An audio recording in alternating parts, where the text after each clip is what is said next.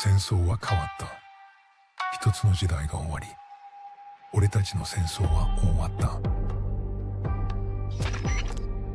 War has changed. It's no longer about nations, ideologies, or ethnicity. It's an endless series of proxy battles fought by mercenaries and machines. War and its consumption of life has become a well-oiled machine. War has changed. Verified soldiers carry algorithmic arms, manipulate social influence, AI enhance and regulate their timelines. Memetic control, information control, emotion control, battlefield control. Everything is monitored and kept under control. War has changed. The age of deterrence has become the age of control, all in the name of averting catastrophe from weapons of mass destruction. And he who controls the battlefield controls history. War has changed. And when the battlefield is under total control, war becomes routine.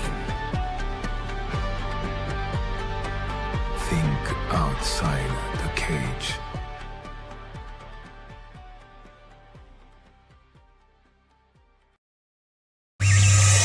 The world is getting crazier. People are acting more and more insane. The end of the world is tomorrow. Tomorrow. There's only one thing to do when the world is falling apart. Listen to Basil and Gonz as they discuss this week's news and events through the lens of Bible prophecy. You are listening to Canary Crime News Talk. You're listening to Canary Crime News Talk. Today is June 8th, 2026. We are live to tape on episode 947. And today, Hunter's Re-Enchantment. And signing on from Off the Grid, Razzle Dazzle. I'm your best buddy, Basil. And you are not crazy. And my name is Gonz, at Face Like the Sun, director of the Age of Deceit films, author of Prophecy Without Panic, recovering the patterns behind Bible prophecy. Your favorite Asian provocateur for Christ, live to tape from the metaverse to bring you the best news, which is the gospel message of Jesus Christ while reporting the egregious with a well-rounded, biblically grounded take on world events. It's Monday. Gary, what day is it? Ow, Monday. It is the celebration of the 1967 USS Liberty being attacked. Celebration console. You can't say that. I know. I'm sorry. Okay, Not a celebration. Remembrance. Remembrance. Sure. Yeah. Okay. I know. All right. I mean, look. Is it too soon? Too soon for jokes? People out there are celebrating, and but that's not us here. That's not true. going to touch that. Not going to open up that can of worms. But here, it's a remembrance. Yeah, okay. I can see how that might have been taken the wrong way, but yeah, it's okay. Hope everybody clicks and those hate comments. Clicks. I know the hate comments are coming back, which is a good sign. It means that people are tuning in. I hope it's I welcome the hate comments. I love the hate comments. Hate away, everybody. Correct. Just don't address Basil. Or just a tag at Basil _ all your complaints, and he'll address them one by one. Hope everyone had a good weekend. I am exhausted. I had a very long, crazy weekend, but I did rep the Canary Cry News Talk T. Oh, look at you. 36 songs on Friday night on drums. I got because we're like the background cover band at a little beach gathering thing. Okay. Yeah. So it was a good time. There was a whole bunch of people there. I forgot that you can play music outside of church. Like I've been playing music in churches for so long that I forgot that there's like a whole world out there of people who like music that's, not worship music. We got asked for autographs. That was cool. That's no way. Little kids, yeah. Way. Oh yeah. And I didn't drop a stick one time. All 36 songs. I was very impressed. And so it was a good time. For those who are just listening, maybe to the podcast version, Gonz is showing some pictures here of his gig, looking very California, bro. Very California. We are in California on the West Coast. You got the Canary Cry t-shirt on, which is good, repping it. I don't think I've ever seen you in shorts, which I'm seeing that now. That's very California. But you look happy, man. I'm glad. You look like good. It was a good time. We got the approval of the old people there that loved the 60s classics, some Beatles and some Zeppelin, Mhm. but also appeasing the 90s kids, with some alternative rock. So it was a good time. But I get, some people that may be doing music professionally who play shows all the time. At the end of the show, I was like, I don't think I could do this every night. Like, this is not something like playing 30 plus songs on drums. It's another level. I'm not in shape for that, so I would say there might be an interesting parallel there with podcasting because, of yeah. course, myself and Rod from Millennial Mustard Seed Podcast, where the Lord kind of called us to do a little podcast discipleship for people who want to get started. Of course, we're in the day and age where anybody can do a podcast and everybody should do a podcast, in my opinions. Although it's very sort of clever and funny to say that there's too many podcasts, but I don't believe that. There must be more human voices out there. But it's something we learned, the difference between doing a podcast maybe once a week or once a month to doing it multiple times a week is a Yeah. totally different thing. You switch to sort of vocation mode. And I've heard that from musicians too, but Yeah. once you get into it, it's a blast. It's kind of like, me, I'll complain about all sorts of things. But once I sit in the chair, once we get going, this you're in the zone. You're in the zone, baby. Yep. No, I definitely had a couple of those moments where it's I thought, well, oh yeah, I'm playing in front of a few hundred people. Like, I completely forgot that we're like playing loud music. I'm allowed to hit this cymbal really hard and nobody's going to complain. And just Well, get through and the it's song. So interesting. that was fun. It'll kind of fit into maybe the broader, deeper conversation that we're going to have later on in this episode. In the age where the beast system is ramping up, where AI is taking over, where both labor and creativity are things that are in flux. The economy of creativity is changing. We've seen this with artists for the show, right? Where we would often get like 10 people making art for the show for many years, like 10 people an episode. But then once AI came out and once everybody could do it, there was a sort of demoralization to artists, to real, Yeah. artists. And Mhm. many of them hold on, they hold on as long as they can, but you can't, it just becomes a different game when the robots take over. And we're in the sort of in the zeitgeist, the analysis of the zeitgeist is the big conversation. Like, is this weird, inevitable fall into the AI robot future where humans are sort of, kind of a novelty in a way? Will this very specific, in-person, human-to-human, live music, filled with the beautiful faults of human musicians or whatever, become more valuable? Not to say that there will be more of it or something like that, but it'll become such a treasure, even if Yeah. it is like maybe smaller forms. It's not like you're playing an arena or something. And that's the optimistic way to look at it, is that this rarity, people will start to appreciate the rarity of live music or of non-AI podcasts or something. So there is hope. I want to put that little piece of hope in people's minds, because it's really easy to get a little stuck on the threats that AI can take away basically any human joy to be had out there in the world. Human made joy. Yeah. Well, I mean, unless that human element is hijacked, of course, Of which is course.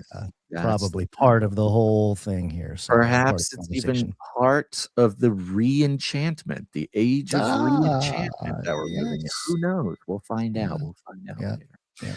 Okay, I wanted to give a shout out real quick. Just a couple people who send in some messages on the Canary Cry text message alert system. We'll jump into the news here in a moment, so don't freak out. But if you got a producer button, why don't you hit the producer button while I tell people that they should text the word Canary to 877-740-3226 to get on the text message alert system.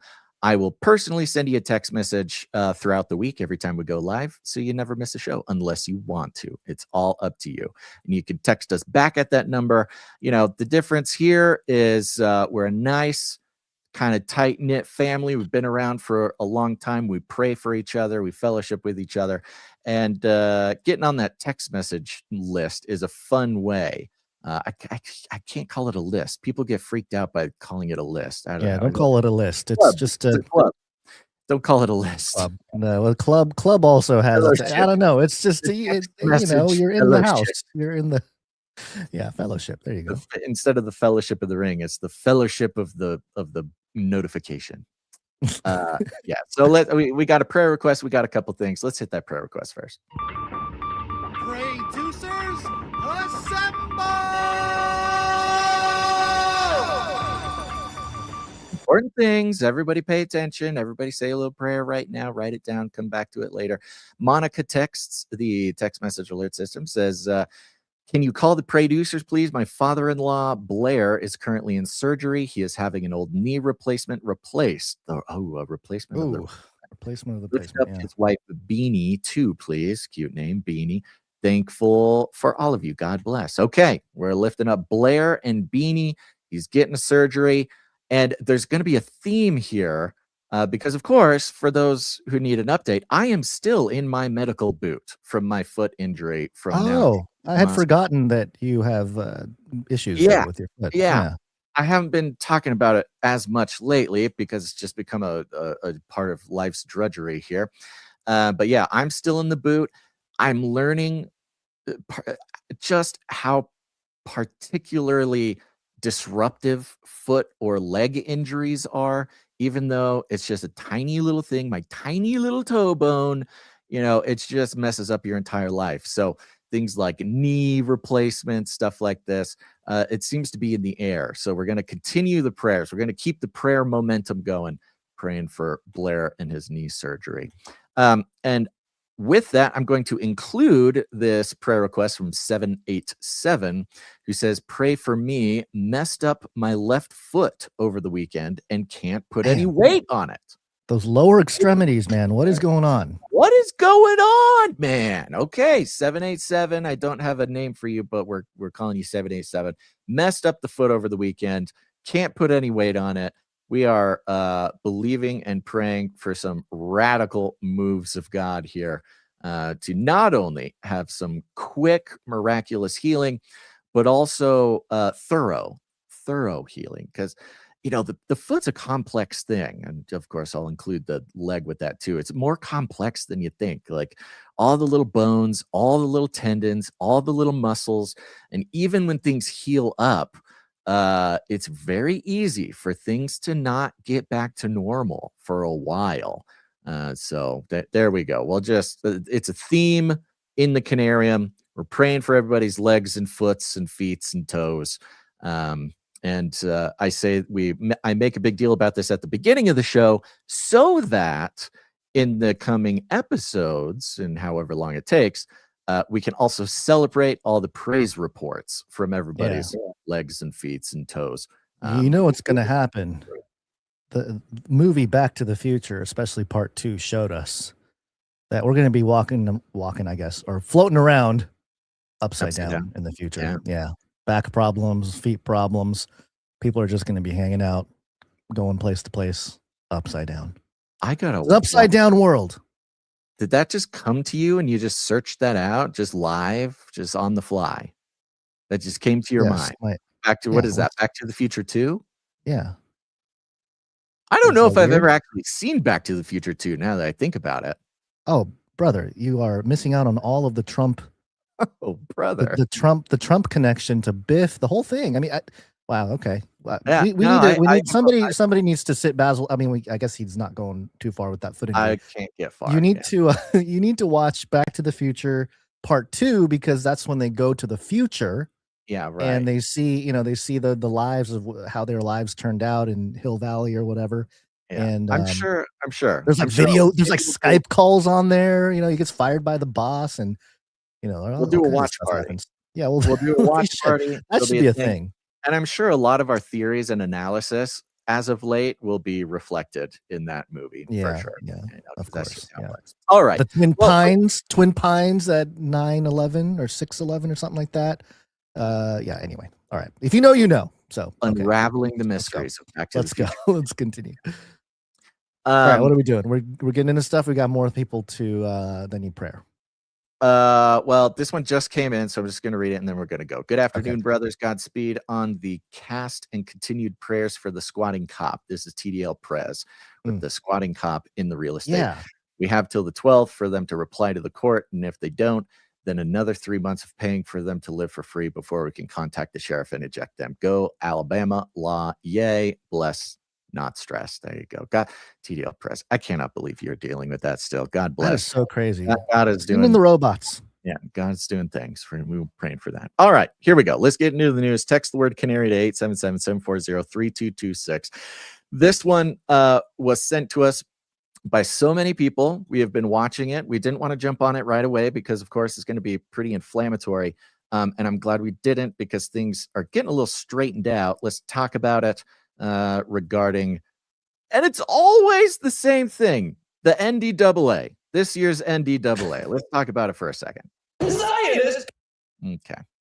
I'm going to take this article from Responsible Statecraft, and I'm taking it from Responsible Statecraft because this is the article that most of the other articles are quoting. So we'll get it straight from the source. ResponsibleStatecraft.org says Congress quietly moves to integrate U.S. and Israeli militaries. Now, on your timeline, you probably saw this a lot in the last week or so. The integration of the U.S. and the Israeli militaries. It's obviously a flashpoint, a very explosive set of words to put next to each other. And a lot of people throwing their takes out there. It's got almost everything that you need to get people fired up. But let's get some of the details and see what this actually means. At a time when the American public is expressing unprecedented levels of distrust in the Israeli government, Congress just proposed tying the U.S. to the Israeli military more than ever before. Buried in the House's version of the 2027 National Defense Authorization Act, NDAA, released on Tuesday, is Section 224, entitled, quote, United States-Israel Defense Technology Cooperation Initiative. The provision would arguably do more to intertwine the U.S. military with the Israeli military than the more than $200 billion, inflation adjusted, in military assistance Israel has received from the U.S. since its founding in 1984. So obviously, 1948. That's thank you. Sorry. This is dyslexia is firing up.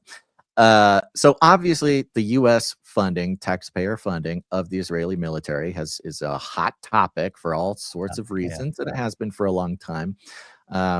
Whatever the ultimate number is, this is something that Trump is really in hot water for in a lot of ways, because before his election, during the campaign, it seemed, at least in the vibes, that Trump supporters were under the impression that Trump agreed that, I would say, all international sort of monetary support, foreign aid, all of this needs to be reconsidered.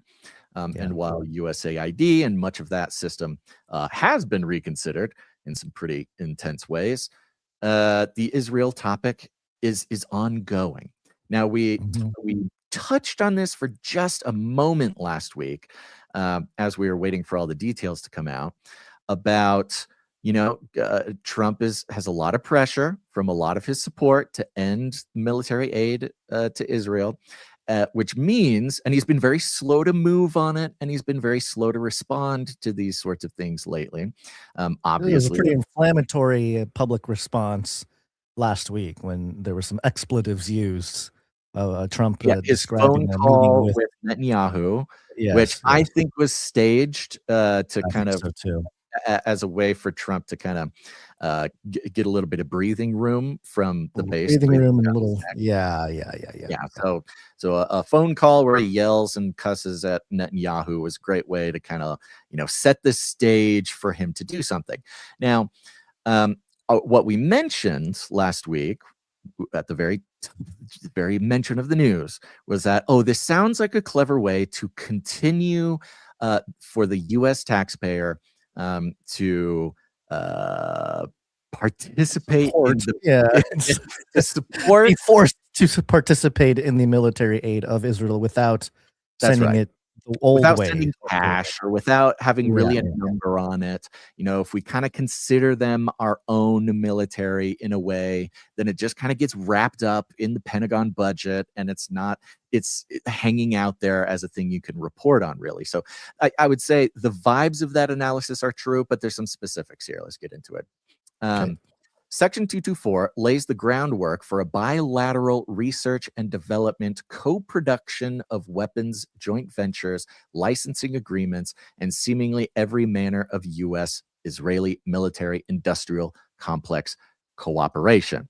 Now, already this has the flavor of like network state, right? Beast system, network state, kind of pulling it away from this nation-state sovereignty kind of thing.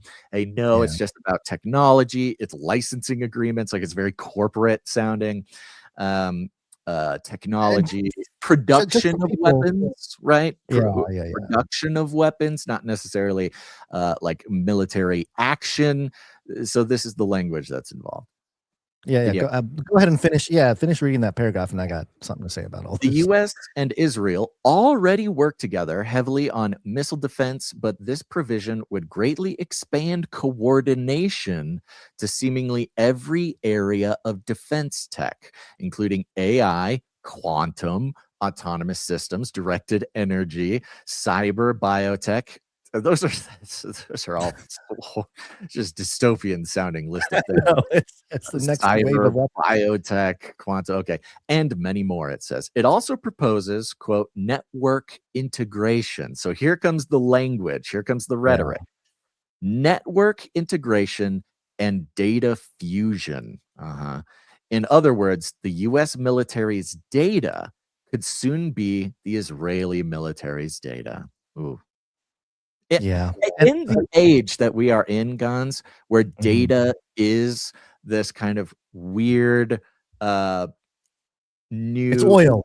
We think of data we think of it as man-made. We think of it as intangible. We think of it as ones and zeros and kind of this invisible thing that we have learned how to use properly.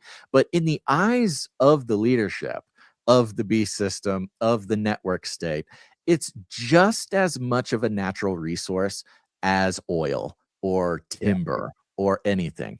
And we've said this many times before, but for us, you listener, us here, we really need to hammer in.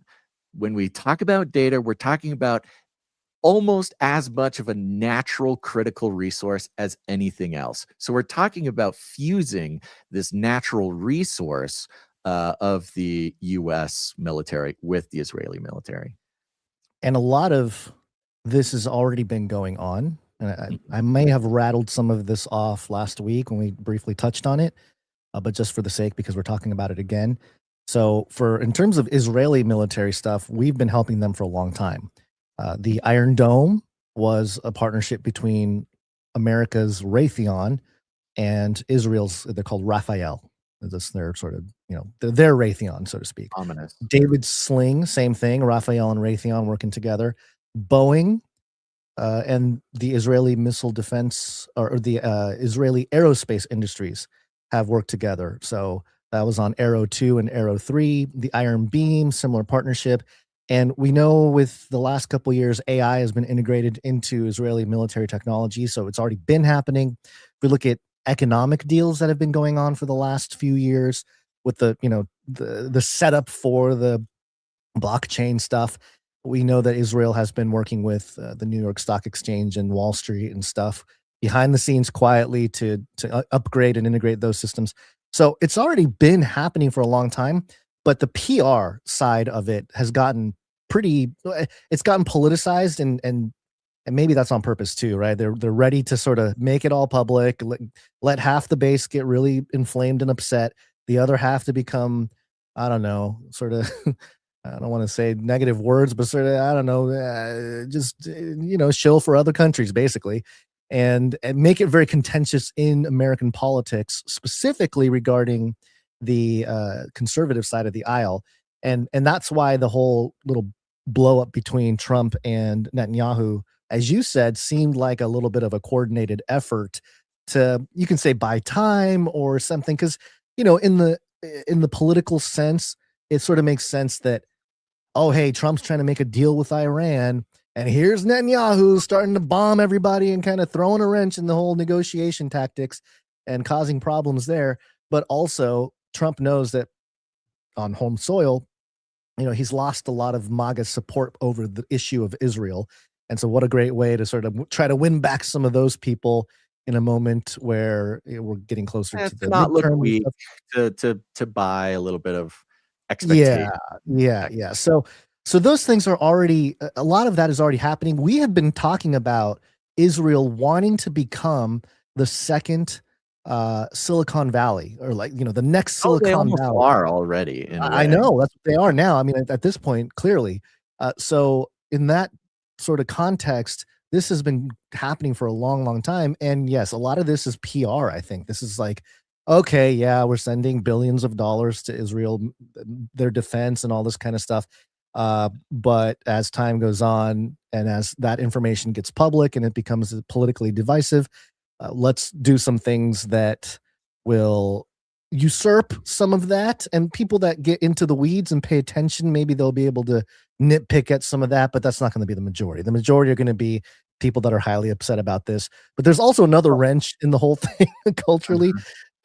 Coming from the Pentagon, and we'll get there in a second. But yeah. Well, again, I'm kind of thinking about it kind of triply a little bit here, so forgive me. But yeah, the idea of data, you really got to consider the importance of data as almost a resource that is constituted as, I would say they would think of it as sort of a layer of reality, right? Yeah. And the more of this layer of reality that you have as a nation state, the better you're able to the more control, use power, right? To express power. And so, data is power. You could almost say knowledge is power, data is power. And so you say it in a PR sense. I get what you're saying. It's this it's just another way to kind of do the same thing, but under a new paradigm. Like the idea that we would just be sending weapons or money is very post World War II paradigm. Integrating information systems is very like beast system next. Yeah. Well, what I'm saying though is that network of systems has already been building. So this is almost formalities at this point. It may not have been official in like the same rails, but different cargo. Right. Sure. Yeah. If fully enacted, this proposal would provide a higher level of military industrial integration than the U.S. has with any other country in the world.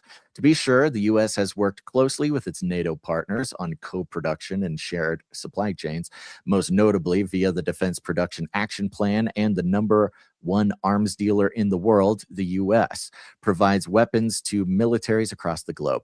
But that is mostly a one-way street, with the U.S. providing weapons to foreign buyers who only occasionally make parts for those weapons themselves in the case of the F-35's global supply chain. So the implication here is it's not just a one-way street. And that's been the issue a lot of people have with the support of Israel by the U.S. is that it's kind of one way. We're just sort of sending money and we don't really know what we get back for it. We're just sort of sending, it's like an allowance kind of thing. Like that's how that's been that's what Trump has run on the last few, I guess, the first term and the second term, saying that, hey, against China or any other nation, that, hey, we're exporting all kinds of stuff and we don't get anything back in return. We got to get some for it. We got to get some stuff. Now here's the differentiation. The Section 224 would be a different beast entirely. It would fuse the U.S. and Israeli defense sectors in multiple areas vital to the battlefields of the future, like autonomous. yeah, like autonomous systems and cyber. It would also bring extraordinary Israeli influence to the US beyond what it already has through the Israel lobby and its robust network of social media influencers. Remember, it's fifth generational warfare. So we're not just talking about missiles and bombs, right? This is where the data fusion comes in. The battlefield is the internet. By extension, the battlefield is the mind of civilians, and social media influencers are the soldiers, like Sir Darren's intro, our 2026 intro video for the live streams, talking about this new paradigm. And when people are getting fired up, it's usually because they're operating under a previous paradigm. Under the new paradigm, they might actually just explode. Like it's a totally it's a totally different thing. Let's keep going. Well, if they explode, that's fine because they're actually providing data. So it's useful either way, whether it's in support or in absolute contempt. It's funny because in the sort of influencer social media economy, there's a kind of a humorous saying, but a true saying, that is, everything is content, right? So everything is content. If you're brushing your teeth, if you're going to the bathroom, if you're just walking down the street, everything is content. And that's how these, influencers have to think about it. Again, that's just another way of saying everything is data, right? Everything is data, which from the perspective of this NDAA, everything is a weapon is the idea. Let me continue here. It would give the Israeli government in the U.S., the opportunity. It would give the Israeli government the opportunity to greatly expand one of the most powerful levers of influence in the U.S. politics, jobs in the U.S. Now we're talking about shared supply chain stuff. By expanding or starting new co-production facilities, like it already has in Mississippi and Arkansas, the Israeli government could boast of providing jobs on U.S. soil, therefore securing allies among members of Congress who represent the districts where those jobs lie. And this is pointing to, like you say, something that has been the operating principle of the Israel lobby for a very long time.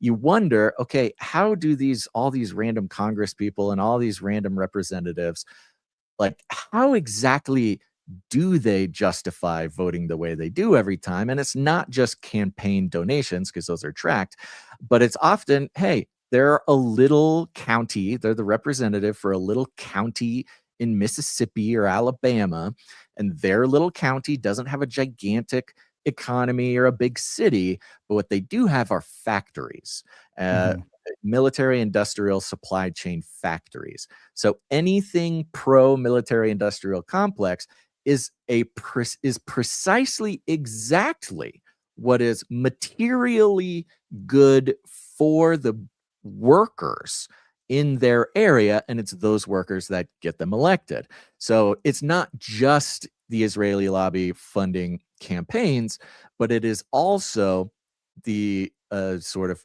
U.S. Israeli military industrial complex that is, by a couple orders removed, directly supporting real people. Yeah, that's the part that we often miss in talking about kind of big heady stuff like this, is that it always comes down to real working people and to the couple hundred or couple thousand of people in a random little county who work at the missile factory. If there's no reason to build missiles, then the economy of this rural area more or less collapses. And that they're already fighting for their lives out there with, and you got the fentanyl flowing in, and you got all sorts of bad things happen. And so this is how, and I'm not saying it's right, I'm just saying this is how it is, because a lot of people will kind of get stuck on like, this doesn't even make sense. Like, why? It's just evil. And, it may be, but it has a practical, just like how data is just an actual reflection of reality. In this case, influence is an actual reflection of real economies for real working families in these little counties. And so this is just sort of expanding that to a whole nother level, where more and more jobs, more and more factories, at least from the perspective of responsible statecraft here, again, reporting on the reporting, is sort of, it's something that will be very hard to untangle and will have very real effects in just like normal Americans' lives who sort of get in the position where they're supporting their families in these Israeli-U.S. combined manufacturing processes. All right. The result could well be a U.S. political system even more susceptible to the whims of an Israeli government that seemingly has no qualms about drawing the U.S. into military conflicts in the Middle East. This unprecedented level of U.S. military integration stands in stark contrast to the traditional aid model of defense cooperation, in which Israel already stood out as the top recipient of U.S. military assistance. As laid out in the recent Quincy Institute brief authored by Stephen Simon, this shift from an aid model to a military integration model has troubling implications. That's what we mentioned initially last week, is a total shift of framework without much of an improvement in outcome. Yeah. Here's the quote from the Quincy Institute. The shift will strip away the political and diplomatic oversight mechanisms that make the relationship publicly accountable, moving it from a visible annual aid vote into the opaque machinery of defense acquisition, where oversight is limited and political accountability is minimal. The result would be a defense relationship that is simultaneously deeper and less transparent. And this is all wrapped up with the shift in the economic framework of the world, right? While the shift to crypto, while the shift in CBDCs, while the shift in all these things in the name of transparency actually is folding in a lot of things, like in this case, the publicly reported support for Israel every single year, folded into this new, what this really is an economic arrangement. You know, they talk about it in the context of military because it's specifically the military industrial complex. But America's entire economy rests on the military industrial complex. So it's really an economic arrangement here. Folding it in so that you know, I would think the clever dubiousness from the Trump administration is they can say, hey, look, we stopped sending cash to Israel. Yeah, you're welcome. But it's sort of hidden in this layer here. This all comes at a time when the Israeli military has repeatedly used U.S. weapons and strikes that have violated international humanitarian laws in Gaza, and as Israel has repeatedly violated ceasefires, as has the U.S. itself, in the Trump administration's unnecessary war. What an anti-Semitic take. I can't believe the response to statecraft is so anti-Semitic. Shame. The enormous gulf between the enormous gulf between what most Americans want and what the president is doing when it comes to Israel and what Congress is proposing here should not be ignored. Just 30% of respondents to a New York Times Siena poll from mid-May. Okay, this whole paragraph is just making the mathematical point that nobody wants to keep supporting Israel in this way. Though slowly, tides within both parties are shifting as more and more members speak out against the growing divide between Israel's actions and America's interests. For example, Senator Chris Van Hollen wrote in the New York Times on Tuesday that, quote, the Democratic Party has provided reflexive and unconditional support to Israeli governments, even as their actions have increasingly undermined American interests and values. On the Republican side of the aisle, Rep. Thomas Bassey and former Rep. Marjorie Taylor Greene have openly decried the Israel lobby's corrosive influence, a stance that may have at least partially cost both of them their seats in Congress. And this is a reference to some of our analysis earlier on, that it's not about left or right. You know, they're shifting everything around. There's a great reorganization. Reshuffling. Left and right don't matter. Conservative, progressive don't matter. All these things are just theater. But one of the more important divisions that seems to, in itself, and this almost makes it, I don't know, this almost makes it too real for people to really understand. But it's so strange because there's no other country on the world that you can divide the entire American political apparatus into based on how they feel about that country, but it just happens to be Israel. It just happens to be Israel. Yeah, crazy. One- What does one this last- mean, though? Okay, go ahead. Well, let me just finish it out and then we can talk. Last paragraph. What can other members of Congress who are concerned about Israel's destabilizing actions do right now? Stop the Israeli-U.S. military-industrial merger in its tracks. Lawmakers should reject Section 224 from the NDAA to avoid deep integration with Israel's military at a time when a growing number of Americans oppose Israel's action in the regions. And the first mistake that responsible statecraft here makes is implying that what the American people want has any effect whatsoever on what the government does. It is Harvard approved, Harvard study approved. There is 0% correlation between what Americans want and what the government does. And their second mistake is thinking that there is any chance that the NDAA will be stopped by any means. It has never done so. There has never, I mean, there may be some details, so don't quote me on this, but more or less from the Patriot Act and the NDAA, the version of the NDAA back in the 2001 era to the NDAA of 2012 and the Smith Modernization Act, all the way to the 2026 NDAA will most likely become just as famous and just as cited.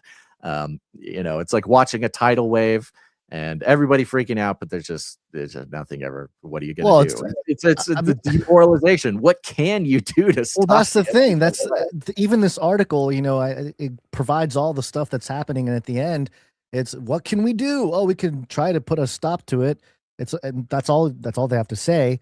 No true tactics or anything. It's almost like that tidal wave is coming, and it's like, okay, well, just throw a rock. We better start throwing rocks at the tidal wave to try to stop it. And it's like, well, I don't think enough people are going to throw rocks, or that the rock will do anything against the tidal wave. Build a barrier, build a mountain, but all these things take time, and there's just no time. It takes time. There's no time. Yeah, and I'm looking downstream here with the effects and thinking about, admittedly, a little bit more America first in this line of thought. But, I've been kind of ranting about the Second Amendment rights and what it would mean as the military gets access to laser weapons and, directed energy and all this kind of stuff. Gets access.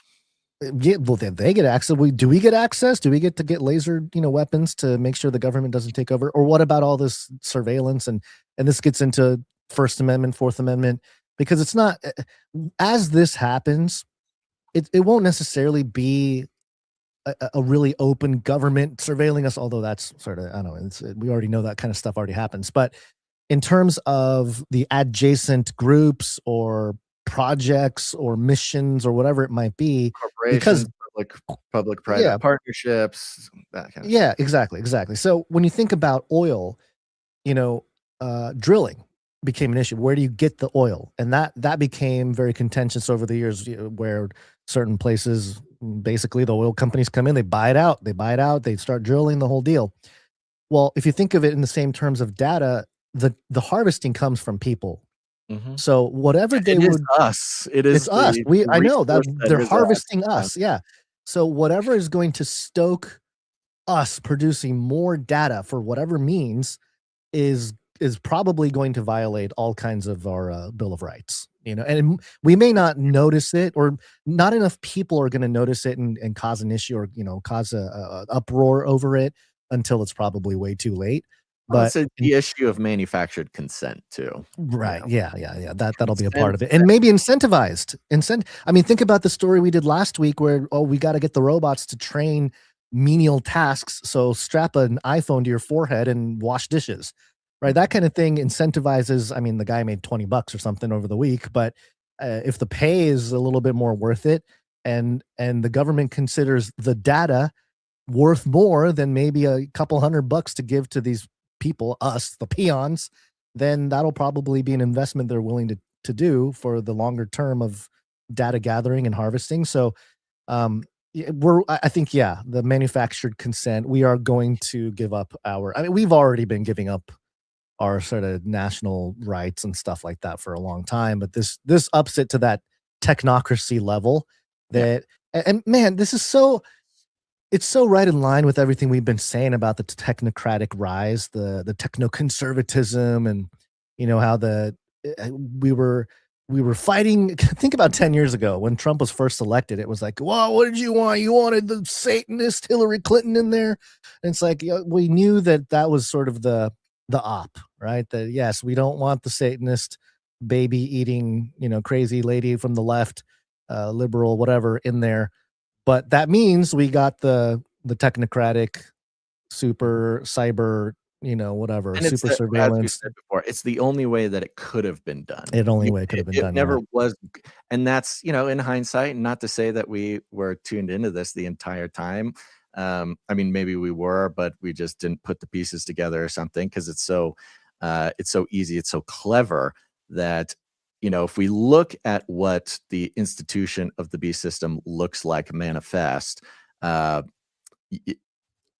could they possibly make it happen by advocating for it, right? And so you have Hillary Clinton advocate for it sort of explicitly, which causes the inevitable backlash, which gets Trump in on it, who is like almost literally an ancestor of the creators of the technate, creating the entire North American Union.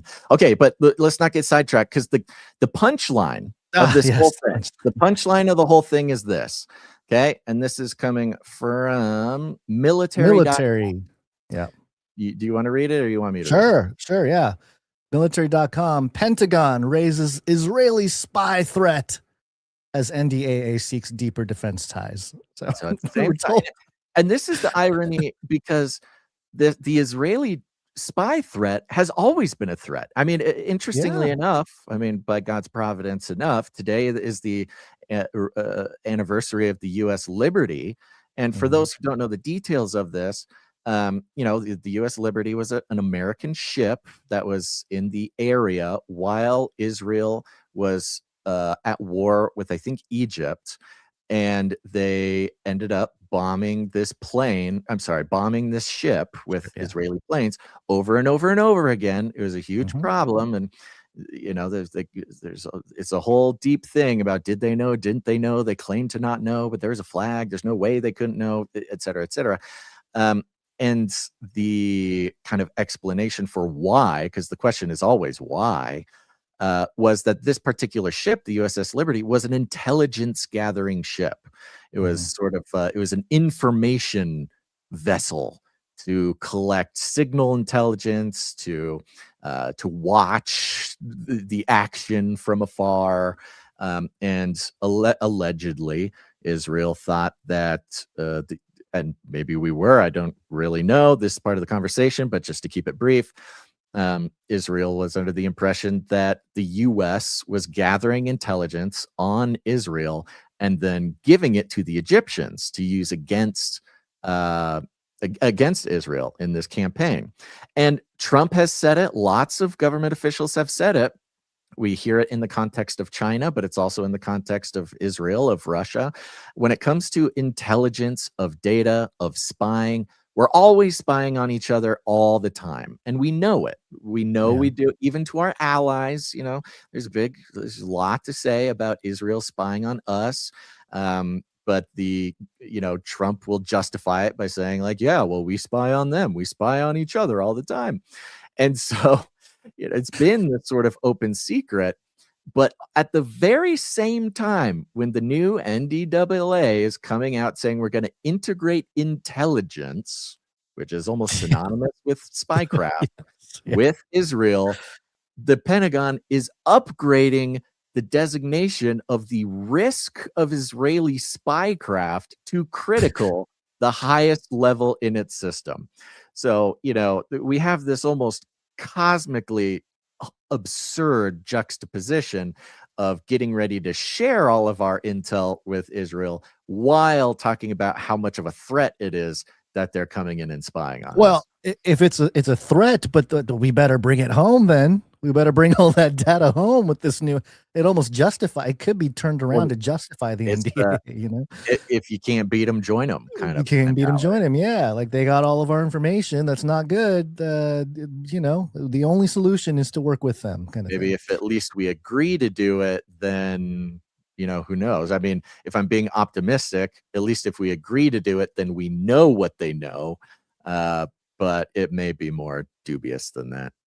Yeah, the article here says, and we don't have to read the entire article, but get you a little flavor. The Pentagon's Defense Intelligence Agency recently elevated Israel's counterintelligence threat designation to critical as highest level in its system. The assessment was raised in recent weeks though officials reportedly did not disclose the exact date of the change. The designation became public June 6th. The disclosure comes as Congress considers legislation that would significantly expand defense technology cooperation between the United States and Israel. U.S. officials reportedly believe Israeli intelligence services have intensified efforts to collect information regarding internal American deliberations involving Iran and conflicts in the Middle East.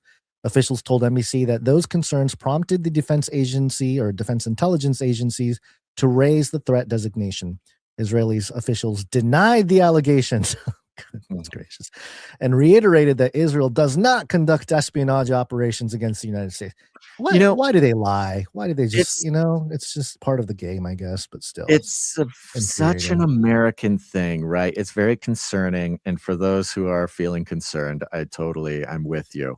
Yeah. But it's a very American thing for the government to operate in this sort of transparent structural way against itself all the time. All the time. You can kind of compare it to even, kind of at least one way of understanding the founding fathers' creating of our political system, which is this endless back and forth, the endless government battling with itself internally. Yeah. It's the Republicans versus Democrats. It's the separation of powers, the president versus the judicial versus the legislative. This combat, this internal combat is such an integral built-in part to the US government. And what we find ourselves doing often, what we have to do is step back and say, there's nothing to say, because again, the tsunami's coming, but there's nothing we can do about it. But if we're trying to be optimistic, it's that dialectic, that internal combat within the country that hopefully, best case scenario, somehow makes us stronger, or in the eyes of China and other authoritarian, tyrannical, governments, think that that's what makes us weak and makes us easily messed with, easily. Easier to infiltrate and like China, like our laws that don't stop the CCP from buying our farmland next to our militaries. We're for sale, which is the reason for a lot of things we like about America. But also has this inherent struggle inside of it, and it's the pursuit. There are times, and I'm not going to necessarily stand on principle in this moment, but there are times when the built-in conflict to America gives us exactly what we want from the American spirit. The sort of freedom, the free market capitalism, the self-determination. It's the character trait that prevents us from becoming an outright authoritarian or totalitarian system that gives us, that provides the illusion that there is a debate out there, that the debate can be public and discussed out there instead of just a king just telling us what to do or something. So like, of course, we would simultaneously basically be trying to make an economic deal to give the Israeli military all of our data, while at the same time considering them our biggest spy threat. It's just so classically American. Very American. Yeah. The White House and Israel have denied the allegations described in those reports. Just keep the keep the party going. The reported assessment has drawn attention because it became public while lawmakers are debating a provision in the fiscal year 2027 National Defense Authorization Act that would deepen defense technology cooperation and industrial integration between the two countries. Yeah, the thing we just covered. I think yeah. No, I don't think we need to go on, but the thing that I find very fascinating too is the politicization by our, especially the Christian church leaders, and I'll outright just call some of the folks Christian Zionists. I say that in a political sense, right, in the contemporary way, because I've seen sentiment out there of, hey, the Bible says the whole world is going to go against Israel, and look at this, everybody's against Israel now. And meanwhile, we are integrating the most powerful military in the world with Israel. So it's kind of like, I don't know, there's a lot of disconnect happening on all fronts, and it's very frustrating, I think, for someone like myself, someone maybe like you out there who kind of pays attention to this stuff. It's frustrating that there are narratives being adopted at these different levels, and no one's willing to step back and look at the bigger picture, which I guess that's, I don't know, we're not supposed to do that. And of course, from a sort of biblically prophetic timeline kind of view, the integration of U.S. military intelligence and Israeli military intelligence was addressed by someone who texted the Canary text message alert system 256. Says, I know you guys are aware of this and have already seen it, but the responsible Statecraft article that reported on the integration of the U.S. and Israeli militaries is wild, to say the least. It goes right along with what you were showing 1 or 2 episodes back, how in the end times, all the militaries will have to come together. It looks like they are going for it, but it has looked like that before. I guess we'll see. I hope you guys are doing well. Yeah, I mean, exactly. That's kind of the thing. We're in this new age of data, this new age of 5th generation warfare. So of course, even this simple matter of information integration is it is the most modern version of like combining militaries. Even we say it's not in the paradigm of like controlling men on the ground together, which again we already do. What are you gonna do? But it's the sort of upgraded beast system version of that that is reflected in the Book of Revelation. It's pretty interesting that it's in terms of archetypes, and for those of you in the Patreon, the Face Like the Sun Patreon, I did a study last week on if 1948 was a fulfillment of biblical prophecy, and looking at it from the archetypalism framework, you can say, based on some of the narratives, that there are some archetypal things that did happen in 1948 that would check off some of the Exodus pattern. That I sort of lay out the Exodus pattern, which is found throughout the scriptures. I won't go through them here, but basically there's a pattern that is laid out with Exodus, that happens in the Babylonian exile, that happens with Christ. Christ sort of fulfills this, and this is not just me coming up with it. This is like old, sort of, I don't know, 100 years old at least, study on typology, and it's in the scriptures. The Bible itself translates various events throughout the Old Testament and New Testament as this is the Exodus, this is like the Exodus, and they bring it back to that whole model. But it's also present in the Book of Revelation. If you look at the plagues, and if you look at sort of the way in which redemption comes about, the same pattern persists. And so in that sense, we see it throughout history. But when it's the United States, this modern unstoppable military, or at least that's what we are told, with Israel, which obviously has all of the ties to the biblical account, it feels even more, I don't know, the iteration is strong when it comes to the archetype and the beast and the harlot coming together and making the merchants of the world wealthy. People talk about the Battle of Armageddon, and I think a lot of the Christian Zionists may have it a little wrong. It's not to say they're not believers or anything, but this idea that everyone's going to come against the modern nation state Israel, and that will be the Battle of Armageddon. I don't know if that's really the case, but in terms of the militaries working together to try to push back on the returning Christ, that is definitely the biblical model, and that includes all kinds of militaries from that region as well. So it's it's a strong iteration, and it's hard to dismiss the geographical players in all of this. So I understand like the biblical fervor and all this, and then you sort of start adding in the AI conversation that we've been having for 15 years, plus the alien conversation that we may or may not get to today, but it's certainly part of the discussion when it comes to what it all means, and what's the reality of all the religions and God and all these things. It's Man, it's just a crazy time to be alive, Basil. And that's why, over the weekend when I just played some music, I was like, hey, this is nice. I can take a break from the crazy. That's where it's at, Because baby. I know that most people aren't paying attention, but for those people who are, it's nice to kind of come out of the rabbit hole every once in a while and realize You that gotta not do it. everyone's You got to is, do it. I'm in there, telling yeah. you, we're telling you now. Look, we do this all week long, but you got to come up. You got to find whatever version of that is in your life. Come out of the rabbit hole. Yeah, definitely. Okay. Let's go ahead and thank some producers, Gons, because we got some more fun stuff to talk about. Let's do it. All right. We're on the value for value model, folks. Of course, you know this. I sent out the email today, and I just took the opportunity to kind of to pontificate a little bit about, we're always looking like, what the heck are we doing? What are we doing wrong? What are we doing right? What, comparing, which we shouldn't be doing, and we try not to do, but trying, comparing what we do versus other more significantly successful shows. And one thing I've noticed is, a lot of the bigger shows, they treat every episode as if it's somebody's first episode, right?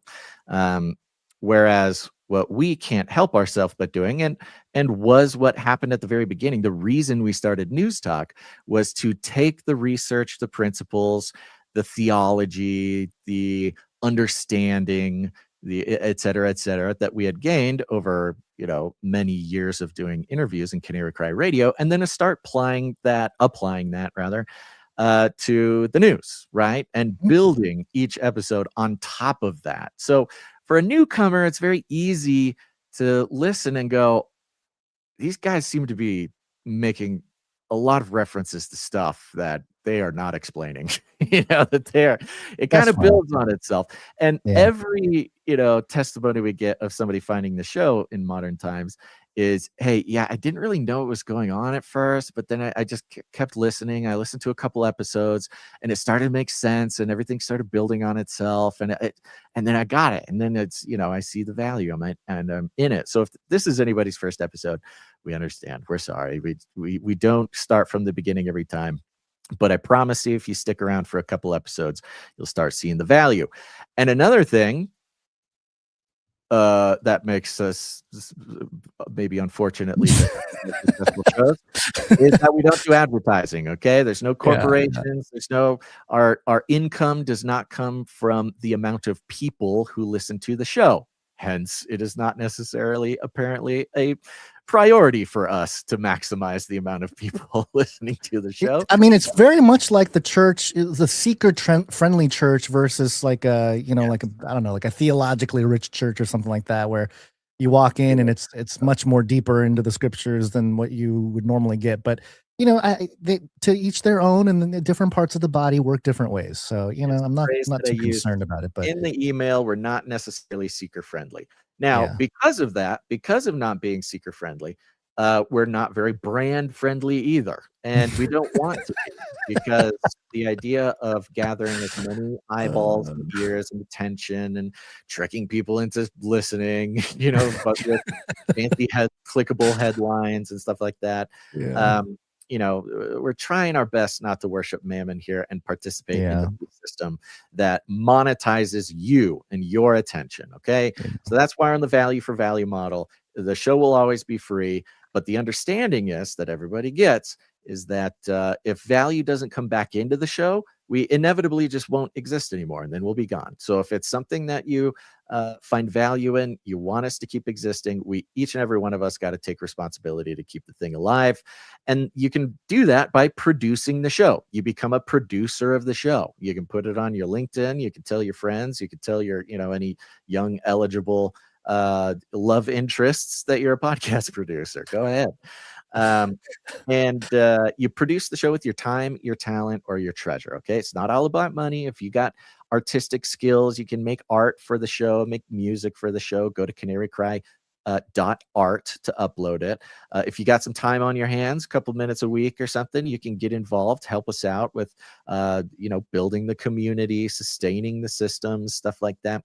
Or if all else fails, you got a couple bucks and the Lord leads you, you can support us with your treasure. Because of course, that's essential. It's very important. And you can learn all about this and produce the show, whatever way you want, by going to canarycry.support.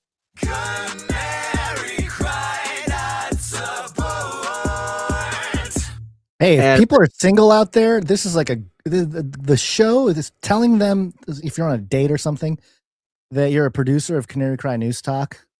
That's a real quick way to find out if it's long-term material. If nothing else, it's a good filtering process. Yeah, good filtering. Yeah, good sieve. And we've got plenty, innumerable love stories of Canarians finding each other, falling in love, having babies, doing the whole thing. So it's a great way. All right.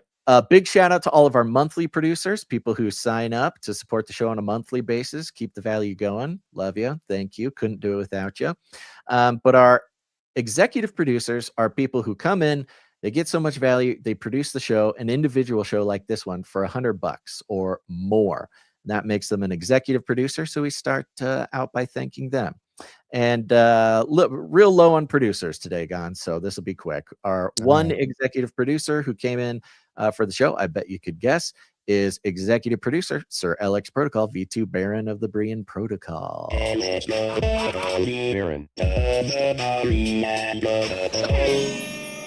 Right, he comes in for $100.33. Thank you very much. On a 493 episode streak and a 147 executive producer streak. Amazing.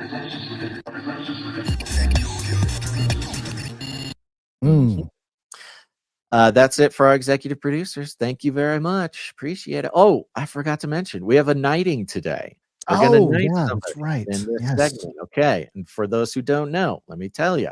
When you produce the show, could be at once, could be over time, doesn't matter. But if you produce the show in the amount of $1,000 or more, we have saved a seat for you at the Canary Cry Roundtable of Knights and Dames, where you'll be knighted on the show, damed on the show. You'll get your knight or dame name. You'll get your protectorate, and everybody is legally obligated to recognize your nobility and your contribution to keeping the show going. So we'll have a knighting in just a second. But before that, we have got some producers, a couple more producers to thank. They came in under the executive producer amount, but over $7.77, which means they could have a note on the read on the show if they sent one. But we're going to start out with CageRattlerCoffee.com. Hey, Cage Rattler Coffee. Excellent. CageRattlerCoffee.com. Go check it out. You're drinking the coffee anyways. You're drinking that moldy, bad, burnt coffee from the big evil corporations that are working against everything you believe in right in front of you. They're using your money to do these things this month of all times. And so the good news is, the blessed news is that Canarians, just like you, they said no more. Henceforth, we will source our own GMO-free, organic, single origin coffee from around the world. We will roast it in teeny tiny batches to perfection, and we'll make it available to Canarians and only Canarians. And the fun part is they produce the show value for value based on what happens over there. So you support the show, you support other Canarians just like you. Parallel economy, we've got to support each other, and you get the best possible product. And Cage Rattler Coffee came in and supported the show today for $41. Thank you very much.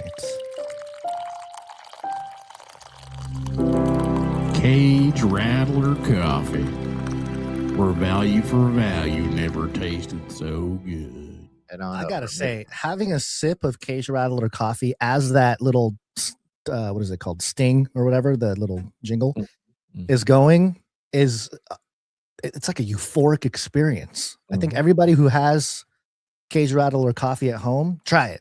Try to time a sip of Cage Rattler Coffee as the jingle goes off, and it's like it's like when you were a kid, and you had to time. Fast acting.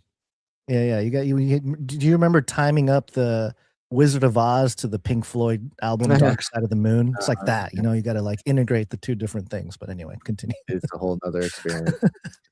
Okay, we got a couple more producers. Producer Rebecca T comes in. Rebecca T. Thank Show. you, Rebecca She T. comes in for $33.11. 33. She is Illuminatus. She on a And streak? 11 cents. Oh, 11 cents. She is on a 30 episode streak. Yeah, she's on a streak. Ooh, she's almost a master shill. Almost there. Thank you, Rebecca T. We got producer Robert Y comes in for 11.11. Hey, Robert Y. Thank you. 11. Let me just double check real quick in case Robert Y sent a note. I don't see a note from Robert Y. Thank you very much for the producership. Yep, And that's it. That's it for today. Thank you very much. Just a handful. Just getting, we're just getting warmed up. Okay. We got another show on Wednesday. The producers, they're going to come in strong. I can feel it. We get it. Everyone's gonna get in on the SpaceX or IPO. IPOs. Everyone, the market's tanked last week. Everyone's taking their profits so they can go Beginning all of the in on month, SpaceX. Everybody's paying rent here. Yeah. That's fine. We had, of course, a couple of people come under the $7.70 mark for keeping their streaks going. We'll thank you on Wednesday. Okay. And what do you say we knight? We knight. What are we knighting? We are knighting. He came in about 8 episodes ago with a big Insta-Night executive producership, and it's Robert S. I gotta move all my drumstick out of the way. Well, that's not supposed to happen.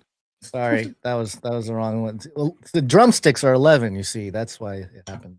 I understand. Ooh, so sharp.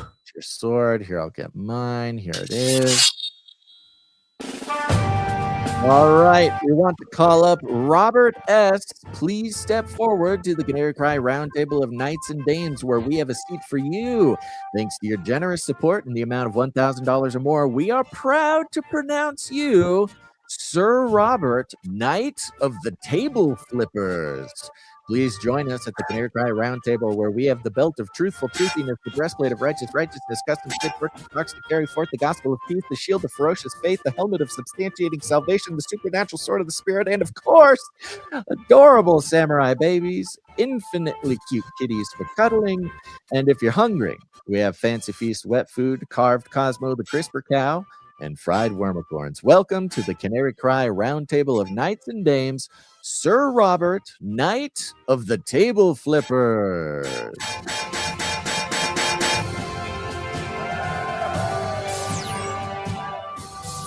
And the crowd goes wild. Remember, everybody, if you see Sir Robert out on the street, you pick him up, you put him on your shoulders, you dust off a nice big comfy pillow for him to sit on. That's what you do. Thank you very much, Sir Robert, Knight of the Table Flippers. Also love the name because a lot of look, the table flipping needs to come back. Okay, we don't talk about it enough, but it needs to be done. Okay, click a couple buttons here, and with that, one last announcement. We got a text message from Dame Madeline. Dame Madeline says, any Canarians down for a meetup in Trondheim, Norway on Sunday the 21st? Hit me up at castleeris@gmail.com. Now, these are words that might be hard to spell. So Castle, C-A-S-T-L-E, Eris, H-E-I-R-E-S-S, Castle Eris at gmail.com. If so, and we'll make it happen. Dame Madeline, Trondheim, Norway. That's very fun. I don't know.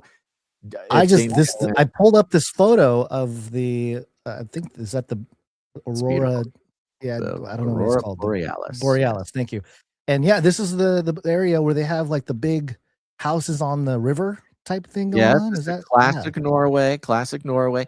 Now, for us Southerners here in America, Trondheim, Norway is very far north. It's kind of considered like the most reasonably habitable north you can go in Norway. Now, there are lots of little towns much further than Trondheim, but it's kind of the furthest north that like regular people want to go. Lots of great northern lights, very fun. You get there's not a single photo when I type in Trondheim, Norway, where it's not the river here. It's like not this river with the houses. Okay. So I don't know. Is there anything other than that in Trondheim, Norway? I mean, There it's a has to be. famous thing of Trondheim. Yeah, it's a big Okay. thing. Let But me you know, see. every city's got their like iconic Yeah. images, of course. But I've never been to Trondheim. The highest I ever made it was Voss, Norway. I went up to Bergen. I went up to Voss. But Trondheim is further north than that. I had to look it up before the show to see if I'd been there. I have not, but so there you go. I know we Yeah. have a nice handful of Scandinavians who listen to the show all the time. I don't know what it's like to try to get to Trondheim from wherever you are, but if you're able to go to Trondheim on Sunday, June 21st, email castleeris@gmail.com, and maybe we'll put it on the website, canarycrysupplydrop.com. Let's Is put that it on the website at canarycrymeetups.com. Is that the summer solstice, June 21st? No idea. I think it is. Tell us, chat. Okay. Let us know. Yeah. All Well, right. that probably means that either it's going to be like 24-hour daytime or 24-hour nighttime in Trondheim. I'm not really sure which. Oh, really? Which way That's it one of goes. those things. That's why it's pretty close to those things. When I went on a little travel mission up there, and I did not make it as far up as Trondheim, but when I was there, it was like midnight and it's broad daylight out. Not even. Must mess with your head a little bit. It messed with me. It was weird, but Yeah. still fun experience. Okay. Yeah. All right. Let's get into it. A little update. Now, don't be mistaken, folks. We're going to check in with Hunter Biden, but it's going to lead somewhere that you couldn't possibly imagine. Oh, wow. Yep. We're good at doing that. Got hairy legs. Got hairy legs. Yes. Offspring of the hairy legs. Got hairy legs. Hairy. Got hairy legs. Hairy. COVID. I almost wanted to name today's episode the Re-Enchantment of Hunter Who. It sounds a little bit too maybe Doctor Who-y, but you know, Hunter's he's on the warpath. He's trying to recover from his brand problems. We've covered a couple of clips recently, but he's really on the march. He and Candace are like best friends now. It's really weird to see. Sometimes you just wish that these people would just disappear, but there's something inside them that just makes them incapable of just going away. We will hunt you down and make you pay. USA Today, I thought, was the best article on this phenomenon here as we launch into this. They had a headline: Hunter Biden in viral social media posts reclaims his narrative. Ooh. Well put, USA Today. I mean, we know that this is a narrative war, a fifth generation warfare, and that's a big part of it. If you can control the narrative or reclaim it, as USA Today suggests, then you have a little bit more social currency, if you will. Yeah, in the era, or even now as we're just kind of coming out of this era, but the era of kind of social justice, you know, the reclaiming my time, reclaiming his narrative, like this is sort of a victorious headline. You know, you're like, yeah, you go, girl, take control of your own story, you know, do the thing. Right. That's kind of the vibe of it.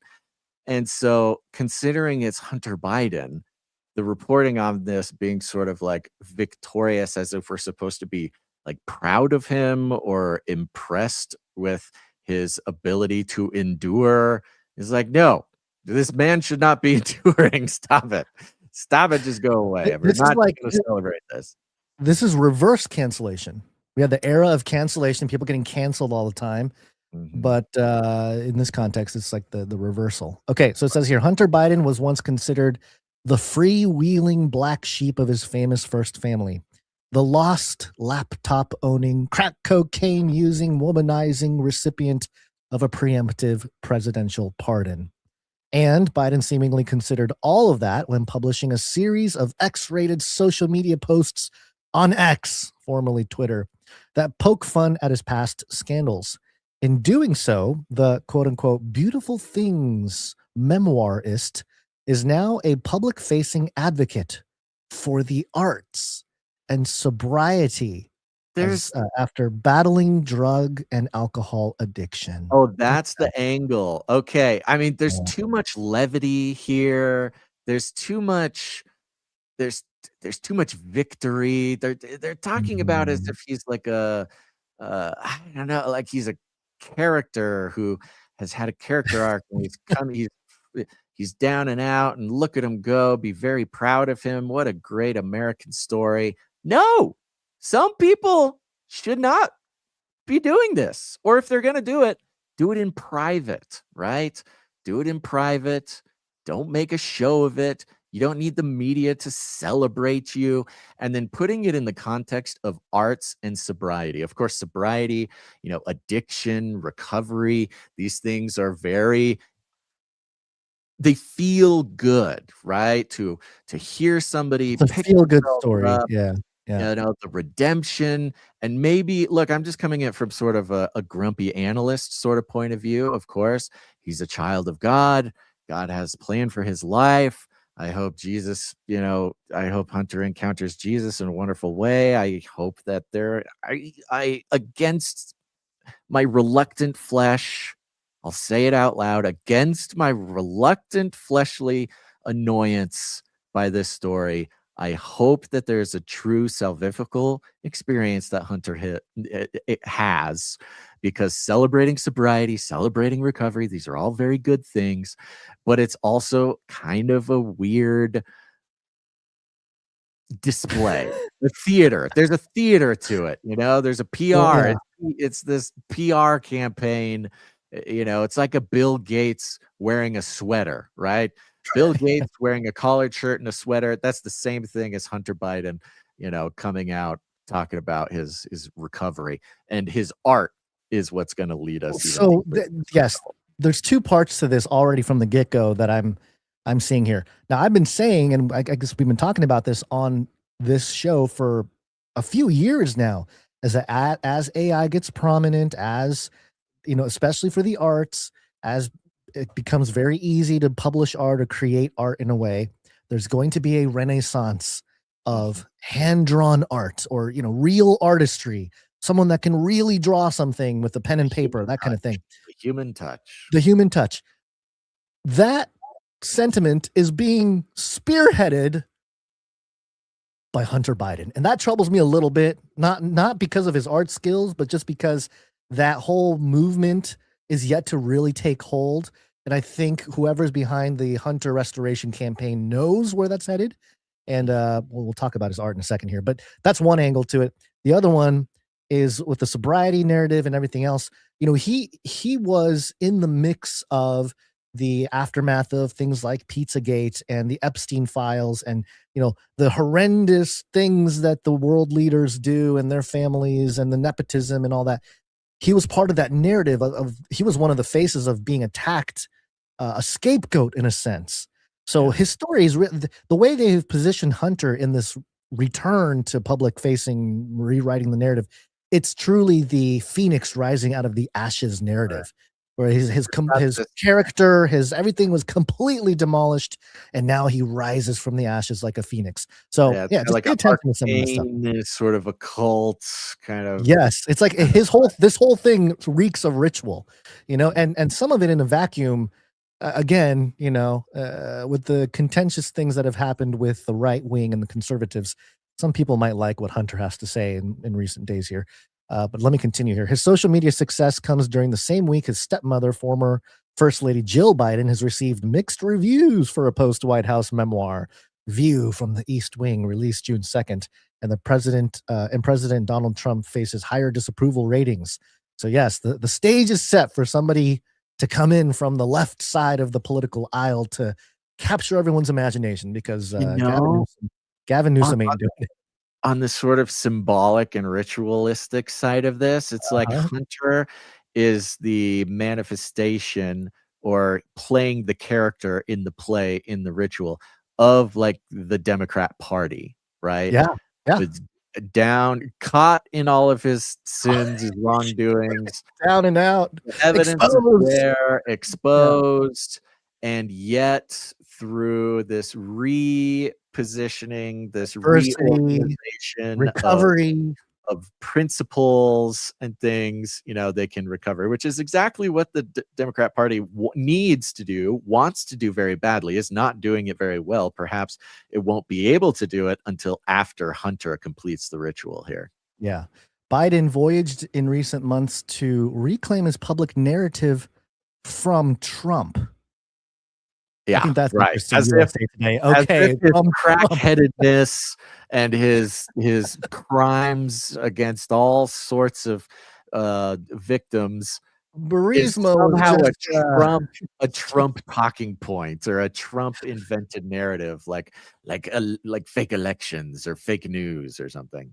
Burisma was happening when Trump was firing people on his show, on his reality TV show. So, whatever. Last month, he joined conservative Candace Owens for a wide-ranging interview on the new Trump Foes hit podcast. I like that. Candace Owens, just really the red carpet for the left, so to speak. Hit podcast. Hit podcast. And appeared for a 3-hour sit-down last year on host Andrew Callahan's Channel 5 online series. None of his previous attempts at candor have garnered the same public response as the intimacy and immediacy of his online posts. When a reporter for Playboy magazine publicly requested a Q&A, Biden wrote jokingly that, quote, "I'm not posting nude because those days are gone." Good for you, Hunter. Biden posted a selfie of himself, quote, taken at a Super 8 motel off I-95 in Connecticut in response to a Brooklyn attorney who said he was part of the, quote, elite oligarch class. Okay.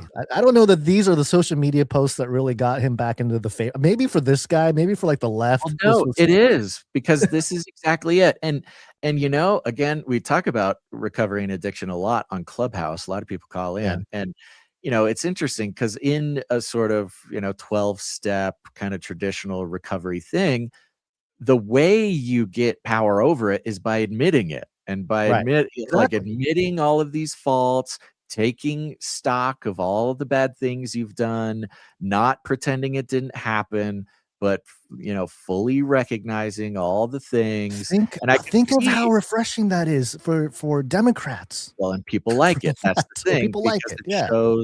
It shows that you're not. It gives this impression of transparency. It's very effective, and he's doing it very well, obviously, by not sort of hiding from it. And it's we see it a lot. We've seen it a lot in a lot of different arcs. But again, I just don't like it. I don't like it. It's making you uncomfortable. Biden, a painter who considers himself a contemporary artist, clarified that he meant to call Trump immigration czar Stephen Miller a sadistic, infantile, ugly expletive, not to be confused with just ugly in another viral post. Biden also wrote that, quote, "I've stolen..." I'm not going to even read that. He just had fun with the word election, okay? So I just want to touch on this because I did notice something over at hunterbiden.com. You go there, you can see his art, very colorful drawings. And you go to current works, and the first work that's in there, Basil, it's called Watchers. Mm-hmm. And it's what's the style? I don't even know what it is. Like a colorful. It's kind of like a psychedelic cell art. I think cell coloring is one way to describe it, where it kind of looks like a coloring book. I mean, that's the hilarious part about this. It looks like a kind of psychedelic, arcane coloring book where he can just kind of fill in the colors, right? It's just a bunch of shapes that form a picture, and it's not like a freehand, not really like impressionist. There's no, as far as painting goes, there's not like shading or brush strokes or anything like that. It's like a coloring book, psychedelic, archaic or arcane coloring book. So in the image, this painting is two individuals, what looks like a male and a female, and they're kind of cuddling, and there's a little child in between. But kind of an Adam and Eve vibe in a garden. Yeah, in a garden, yeah. But there's like a blue skin. They kind of blue skin. Hindu, old ancient Hindu Yes. art or something. Yes, it's the Hindu iconography of the gods. They had bluish skin, or maybe even Egyptian deities. Or you think about the what's that movie? Avatar. They had some blue skin too. But anyways, the blue skin thing, the head shape of the individual is kind of cone like you know, the elongated skull kind of thing going on. So I am not unconvinced that Hunter is well aware of the whole Watchers mythology. I mean, there are some owls there, which There's of lots course, of owls. The owls are very centric. There's yeah, the multiple owls are owls hanging out with the Adam and Eve character in the garden here. yes, and so, you know, it's just very interesting. Of course, Watchers being a reference to, or maybe not in the painting, outright, but obviously for us, the Book of Enoch, the sons of God, or Bene Ha Elohim in the Bible, Genesis 6, the ones that sinned, that left their abode and mated with human women to create a race of giants called Nephilim. The word Watchers is mentioned in Daniel chapter 4, if I'm not mistaken, as one of the ones from heaven. So, well, you know, he's got to know about it, right? He has to know. He has to know what he's. Of course. Well, and now the Watchers. You know, it must be mentioned. Now, the art part is what's gonna be the key to the rest of the show here. But if you remember, his art has been a topic of investigation in the past, where suddenly, out of nowhere, he just started painting and selling paintings for like $500,000 right at the exact time that he was having financial problems. You know, he was under a microscope. He was having trouble with the IRS. And it was, you know, pretty obvious that just kind of trying his hand at painting and then selling those paintings to anonymous buyers was a way to launder money to the child of the president or the ex-president or whatever it is, right? This was this very clever elite scheme because art is this kind of unregulated. It's very, on top of that, it's very mysterious. It's very subjective. It's opaque. The art industry is opaque to the general public. Most of us don't really have a lot of experience with the like high art scene, mostly because it's a playground for the rich to hide money, avoid taxes, you know, stuff like that. Because there's no way to. It's truly the most exquisite version of free market capitalism that is almost unregulatable, because the government can't come in and say this art is good, this art is bad. And so with those like Hunter, whose art is quite obviously sort of symbolic, very Jungian, very magical, very occult, at his price point, of course, he's trying to sell to other elites who also are familiar with the language of symbolism and ritual and arcane stuff, right? So he's perfectly positioned it's almost like this was always his plan B. He always knew because of, you know, the scene, which is hilarious because part of his recent posting and part of his recent talks with Candace was him saying, oh, we're not in the elite class, but my right, and he's not in the Epstein class, you know, trying to be a man of the people, deny the fact that he is like in this elite class, and yet at the same time he picks up a paintbrush and starts working in the most elite, opaque economy of magical objects, the high art industry. Hey, I want to paint something like this and make 50K, 100K for each painting. He's got another one here called Annunciation, which it just means announcement. And of course, biblically, the angel Gabriel telling Mary about the conception of Jesus. That's, you know, often considered the Annunciation. But in this particular version, his Hunter version, it's a lizard man, or I don't know, some kind of creature. It looks kind of like a lizard, sort of reptilian sitting in a chair. Reptilian sitting in a chair with tongue coming out. Crazy tongue, reptilian tongue with many points. And he seems to be like shouting or wagging his tongue at, again, an owl. An owl, to him, you know, very occult, very whatever. So it's weird. I think he's saying more with his art than people let on. And I think eventually, put it in the red book, the conservatives will start using his art as a they'll do the whole breakdown, the occult Well, breakdown of Hunter's art. The owning, like, who, if you're a rich person, right? And look, maybe you owe the Bidens money or something, right? Like, in our layman view, right? So Yes. when we conceive of the art world, we imagine somebody walking into an art store, seeing this on the wall, going, "Oh, this will be great over the credenza," right? Who's the guy? Oh, Hunter Biden. Oh, great. Now in my entryway, I'll have a weird lizard guy yelling at an owl, and all my rich friends can come over. And when they walk in and they take off their shoes, and my robot servant, whatever, does whatever, and they take a, line of ketamine at the door or something, they'll look at this, and can proudly say, "This is a Hunter Biden piece." And then their friends go, "Wow, that's great!" Like this sort of. I didn't know he did art. Yeah. Well, it would be a signifier of like, hey, we're on the same team, right? Right. Like, Yes. hey, this is me. I'm in the club. I have a Hunter Biden. I'm helping him. That means I have a connection with the Bidens. I have a connection. That would all be understood in that sense. The other side of it is, the reality is, a lot of people who spend money on art, they buy it and they put it in a storage facility and they don't hang it up, and it just sits there and they write it off for taxes.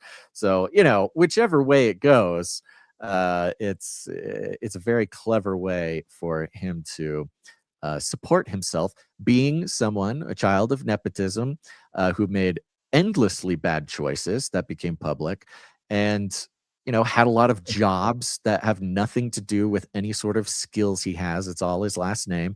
And now his art is sold only on his last name. It's a prodigal son. Of course he does this. This is always available to him. And it's always available to a certain class of people. And doing the occult thing, is just kind of part of it. It's part of the signifying aspect of it, which is important. Now you might think we're just rambling about art. Okay, we're not just this is important. Okay, the art conversation is where this goes. Let me just mention one more piece, and then we'll get back to the USA Today article and move on here.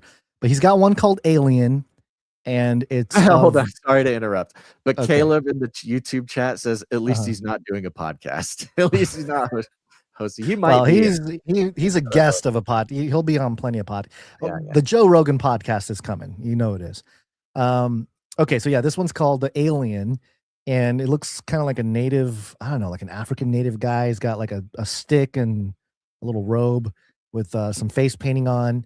The sun, like a Martian, looks like a Egyptian Martian. Egyptian Martian. And then you got the sun. It's got, maybe some DMT action or something like that when you look up at the sky and you see some patterns. And a UFO, a single flying saucer disc in the air. So clearly, a lot of these things tapping into the milieu, the current milieu. So, okay, so back to the USA Today article here. I'm not going to read it all. There's he goes after Jake Tapper on CNN. That's a good notable person who turned on Biden after everybody else did. A traitor of the Democrat Party, Jake Tapper. Yeah, there's some stuff there. There's a picture. So somebody made AI art, Biden 2028. Let's smoke the competition. And the person who made the artwork had Hunter Biden with what looks like a crack pipe. Yeah, like a crack pipe in his mouth. Now, this is what I thought this was when he won over a lot of people, at least from sort of the more centrist, or, this was not to appeal necessarily to liberals, in my opinion. So here's what he said, and he's responding to people on X too, by the way. So he responded to this particular piece of art. He says, "I know this may sound petty, but I can't stand it when people put Photoshop a meth pipe in my mouth. A crack pipe doesn't have that little bowl at the end. This is why we can't trust AI. Please make the appropriate edit. Thank you for your attention to this matter." Yeah, embracing what he's good at. This is a good lesson for everybody, right? We're all good at different things, and the world. Okay, but lean into what you know. Lean into what you know. Lean into what you're an expert in, and you'll be fine. This is Hunter correcting a critic on the difference between a meth pipe and a crack pipe. And if you listen to some of his more recent interviews, he does talk. He'll we should have brought the clips, but he talks about how like, well, I don't want the audience to know how to make crack, but basically what you do is he starts going into the whole thing. So yes, lean into what you know, but also if you notice here, this is why we can't trust AI. He is a hand artist, right? Drawing this art by hand.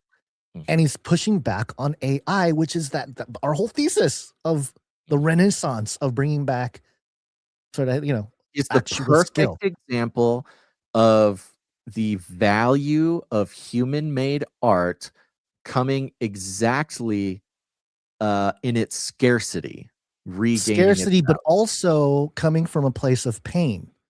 You can't have art without the human experience, right? The human experience. Thank you. But you know what I mean, like a valley, so to speak, right? Because usually with art, what the most powerful pieces of art do is they capture a journey or the transformation or the darkest moments in life and things like that. So I'm not saying that that's exactly what Hunter went through and being the son of Joe Biden or anything, but that's the story being told, the narrative being told, and that the package deal with the narrative and the art and the anti-AI, it's just set up very well for 2028 and beyond. Well, thank you for your attention to this matter too, using that language, using the language of the Well, and especially when you consider Hunter Biden, elite nepotism guy.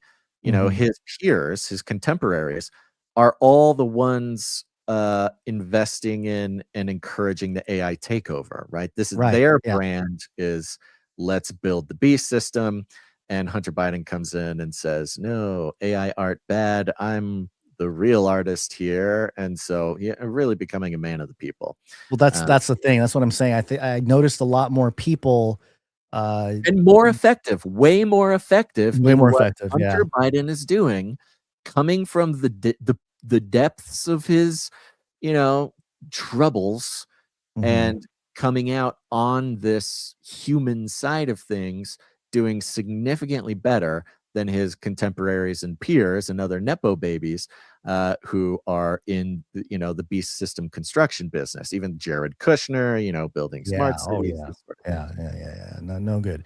Let me just wrap it up here. The younger Biden said in a post-pardon statement that he took, quote, responsibility for my mistakes during the darkest days of my addiction, mistakes that have been exploited to publicly humiliate and shame me and my family for political sport. Quote, in recovery, we can be given the opportunity to make amends where possible and rebuild our lives if we never take for granted the mercy that we have been afforded, Biden added. So there you go. He's the recovery is working, Basil. It's 2028. And he was asked directly, is he running in 2028? Well, he said no, which is exactly what you would say if you are actually going to run in 2028. And here's the thing. Here's where this matters. What we're seeing with Hunter Biden seems impossible. Okay. Yes. For those who really know the whole story, not just the laptop, but going all the way back, his position is so diabolically bad and was laid out to the public for all to see in a way that the thing he should do is just go live his life, disappear, recover, do the thing. There is no logical reason that he should be able to bounce back like this, but it is precisely because we are exactly where we are right now. This would never work any other year. This would never work any other time. And you may say, oh, is it because of the political thing? Is it because of the war? Is it because of the AI art thing? Is it because of this? No, those are all elements that were there before. It's just packaged better from right now. Yeah. Right. To what we've been noting recently, and that is the age of re-enchantment. Okay. Yep. This would not work. One thing before we go into that whole side of things. Sure. Yeah. I guess this is related a little bit here. Yeah. So this is part of it, but let's, he's sort of positioning himself as a little bit of the anti-technocratic guy, but there is one aspect of it where he is very much part of the technocracy. Is this a crypto? Crypto? Do I look like like I know what a crypto is? Now, one of the biggest voter bases from the young people during Trump's 2020 run, or I'm sorry, 2020, what is it? Yeah, 2024 run was the crypto bros. He got Bitcoin people on his side. And he said, Bitcoin, great Bitcoin, golden age, the whole thing, right? And of course, Bitcoin is down, and that's a normal crypto cycle thing. But a lot of crypto bros are not happy with Trump because, Trump came in, he scams everybody with the Trump coin. He takes all the liquidity from the market cycle, and, his family makes billions, and it's sort of the old thing all over again. They feel very, a lot of them are disgruntled. A lot of people that hopped on the MAGA bandwagon for crypto, they're upset. They're not happy with the way Trump has been handling the crypto situation. People ask Trump about crypto, he starts talking about AI, and he starts talking about other things that doesn't really relate to crypto. But Hunter Biden is getting ahead of it here. This is Benzinga.com. Hunter Biden saving crypto? Beeple's art gets ex-president's son to open about accepting Bitcoin for his art. And just to make it real quick here, Hunter Biden, the crypto messiah? Beeple posted an artwork on X titled Hunter Biden Saving Crypto, which depicted Hunter Biden in a suit pulling a giant golden Bitcoin. And on the giant golden Bitcoin is Michael Saylor, who's a big proponent of Bitcoin, and Vitalik Buterin, who's the founder of Ethereum. Both have been not helpful to the crypto industry. Michael Saylor actually said, never sell your Bitcoin. And then he sold some of his Bitcoin last month, which ironically, there was some stuff about there was a poly market bet saying that Michael Saylor would sell some of his Bitcoin before June 1st, I think.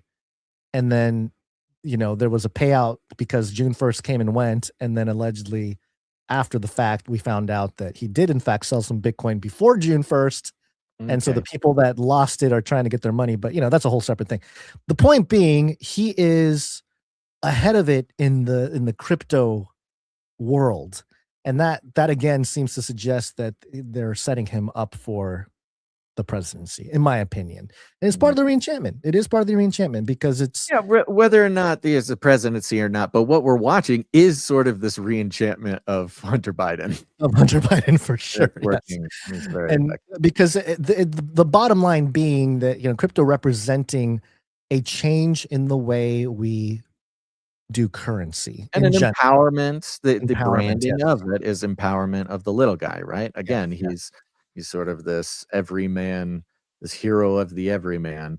And even though Trump was very pro crypto, and that's why all the crypto guys were on it, we're seeing this really astonishing sort of reorganizing of not just like politics, but of like ideology. Yeah. Yep. So Joe Biden really appealing to all the people disgruntled with the Trump situation, which politically speaking is very clever. Whoever's behind this whole thing is very clever, taking advantage of the moment for sure. So they're locked in. They probably listen to the show because everything, you could only pull this off if you knew what we knew. Now take all this together, and we're looking at history in the context of the coming technocratic beast system, of the harnessing of AI for control and culture's reaction and the manufacturing of consent. And especially recently, especially been listening to Clubhouse, I'm trying my best to stay and be optimistic because God, uses all these things for his own glory. And so we should be sort of optimistic or excited to see how that looks. However, there's also the perspectives. You can see there are other secular cultural humans trying so hard to find an optimistic way through this. And so in the context of art, in the context of currency, in the context of the age of re-enchantment, here's an article from Fast Company that I read and liked a lot, but thought, I have no idea how to bring this to the show. And then you had all this stuff on Hunter, and it just fits so perfectly. So Fast Company the headline is "Creativity is Currency." You just asked Hunter Biden. Creativity is currency. A couple of years ago, I started noticing a quiet anxiety beneath the surface of nearly every leadership conversation I was having. This article is very like Silicon Valley, by the way. It wasn't about talent pipelines or quarterly earnings. It was something more existential. The fear that in racing to adopt every new AI tool, organizations were inadvertently engineering the most human parts of their culture out of existence. The spreadsheets were getting smarter. The people felt less seen. They felt less seen. The spreadsheet's getting smarter Amy. is the reason why Amy, that I boss. feel less seen. Wow, that Employers, is very, very Silicon Valley. But yeah, continue. This tension sits at the heart of my new chapter, Algorithms and Awe. So apparently Everyone's talking about awe, by the way. Everyone that's wants the re-enchantment, baby. That's the re-enchantment. Oh. So he wrote a book and he's putting out a second version of his book, and he added a chapter called Algorithms and Awe. Even the implication of algorithms and awe is the sort of deification of technology, right? This is where this the spiritual meets the technological, which is a very old idea. In the second edition of The Creativity Leap, what I've come to believe through years of working with executives, researchers, entrepreneurs, is that we are not living through a technology revolution. We are actually living through a human revolution. And the leaders who understand the difference will be the ones who define the next decade. Now, the way he puts it is it's all very Silicon Valley. It's all very entrepreneur. It's all very corny, but it's also not necessarily wrong. Okay, so we'll give him a little bit of a pass for kind of the basic, pedantry in which he describes it. But it goes on. The ethics of ease. Every leap forward in technological convenience brings an ethical echo. I call our current moment the ethics of ease. I'm sorry. Are we skipping the we are now in the imagination era? Oh, I did miss that. Yes, I did. It's not important. The only reason why it is important. We are now in the imagination era. We have moved beyond the information age and are now firmly rooted in what I call the imagination era. This is very, very reminiscent of those first conversation we had today about data and data as a resource. And what is data? It exists in this invisible yet accessible realm, and it can be used for control. Imagination is just really another word for kind of the spiritual realm from a secular standpoint. The imagination is sort of this invisible realm that we all have access to, where we can really express the unseen spiritual things in our lives and in our minds in the imagination. And so what we're moving into is not the technocratic beast system, Armageddon era. It's the imagination era, already getting more re-enchanted. A time when ideas and thinking differently are a primary currency. In this landscape, technology is not replacing our humanity. It is demanding that we deepen it. So the only way out is through. Now, this is the first of many it's not X, it's Y statements that he uses in this article, telling me that AI had a hand in writing this article. It's really funny reading a lot of other AI articles. They're all pointing it out now, but 3 or 4 articles I read this past weekend, all being like, hey guys, I know the secret. I'll show you. I'll point it out to you how to tell it's AI. What they do is they say, it's not this, it's that. Ooh, didn't I decode this great for you? Yes, what's sad though is that anytime, because that sort of use of language was somewhat common in regular writing or speaking or whatever, but now anytime anybody uses it, it's automatically going to be suspiciously AI. Well, that's why the AI does it, right? The AI was trained to know that good creative writing is this sort of a dialectic. It's not this, it's that. It has to have a back and forth, much like the creation of our country, where it has this built-in battle between left and right, the different separation of powers. This is sort of core. This is part of our programming, is thinking in these. It's not this and that, which is what trained AI to think it's like the most valuable thing it could do. Right. So it does it all the time. In this landscape, technology is not replacing our humanity. It is demanding that we deepen it. AI means, which is not wrong, but again, kind of corny the way to put it, because we have to lean, much like Hunter Biden, leaning in to what makes him so uniquely Hunter Biden, specifically his expertise in smoking crack. It is working very well for him. It is his only way out of this thing. And it is not wrong to say, hey, as we move in the technocratic beast system, we got to focus and operate through our strengths as human beings. As believers, we would say even more than our humanness is lean into the connection we have with God through Jesus Christ. But from a secular perspective, he's not necessarily wrong. AI means nothing without your imagination. It is a starting point, a lever for building new possibilities, not an endpoint. Very optimistic. At the 2025 Adobe Summit, Adobe CEO Shantanu Narayan declared that creativity is the new productivity. And for those who don't know, Adobe is a software company that makes lots of, it makes Photoshop, it makes Audition. It's what creatives use Premiere, to make things. We use it. I use it. I believe, whoops, I pressed a hyperlink. I believe he's right, and the implications are profound! Exclamation mark! You're not gonna believe this. I navigated away, came back, and it paywalled me. So I'm gonna click this nice little button that you gave me. I have my extension. Here we go. We're back. Yep.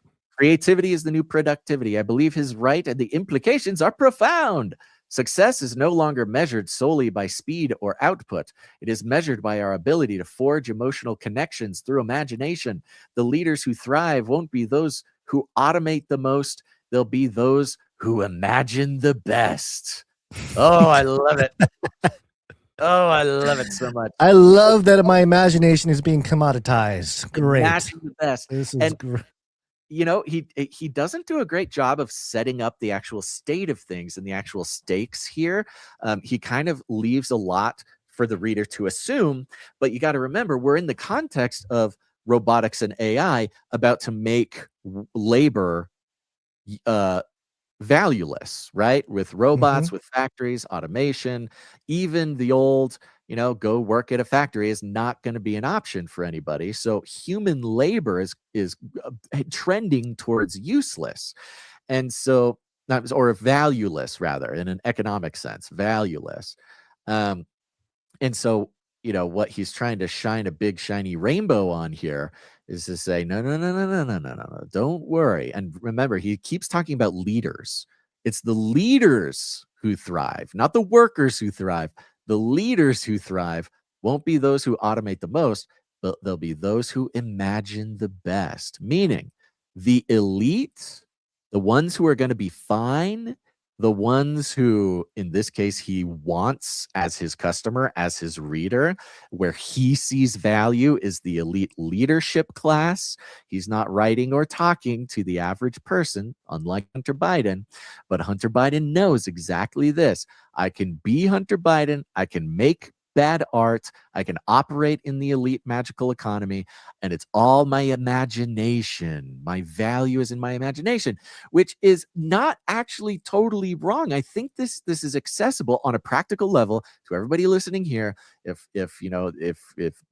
AI and robotics is going to be a threat to the price of your labor, I think there is something to learn here, which is to lean into, well, what we would consider our spiritual lives as believers, our spiritual skills, but also, this great gift, our imagination, is the gift from God. It is our co-creative ability, and they don't want you working in it.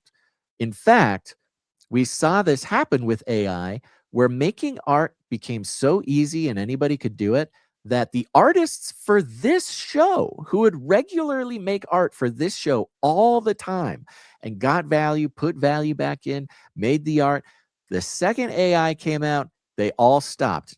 And we actually banned AI art because we didn't want the AI artists to come in. But there's been a campaign in culture to demotivate real artists. And I see this in the exact same vein as robots and AI sort of demotivating labor, right? Where they want to save the value of imagination for the elite class because they know that it is. And, in the age of re-enchantment, this means many things, but it also means the real economy is going to be happening in the sort of invisible realm of the imagination. And by economy, I mean that literally, like the economic forces. Let me read just a couple more things. I'm realizing, I want to get to our next article even more, but let me make sure we have a nice solid base here. The ethics of ease, we talked about that. This creates what I describe as a creative double bind, a simultaneous desire to embrace AI's potential and a fear of being replaced by it. When we pursue ease without ethics, we erode the very wonder we seek to amplify. All about wonder. We got to keep the wonder. The antidote is what I call Wonder Rigger TM. He trademarked. I know. I trade. Yeah. So Wonder Rigger.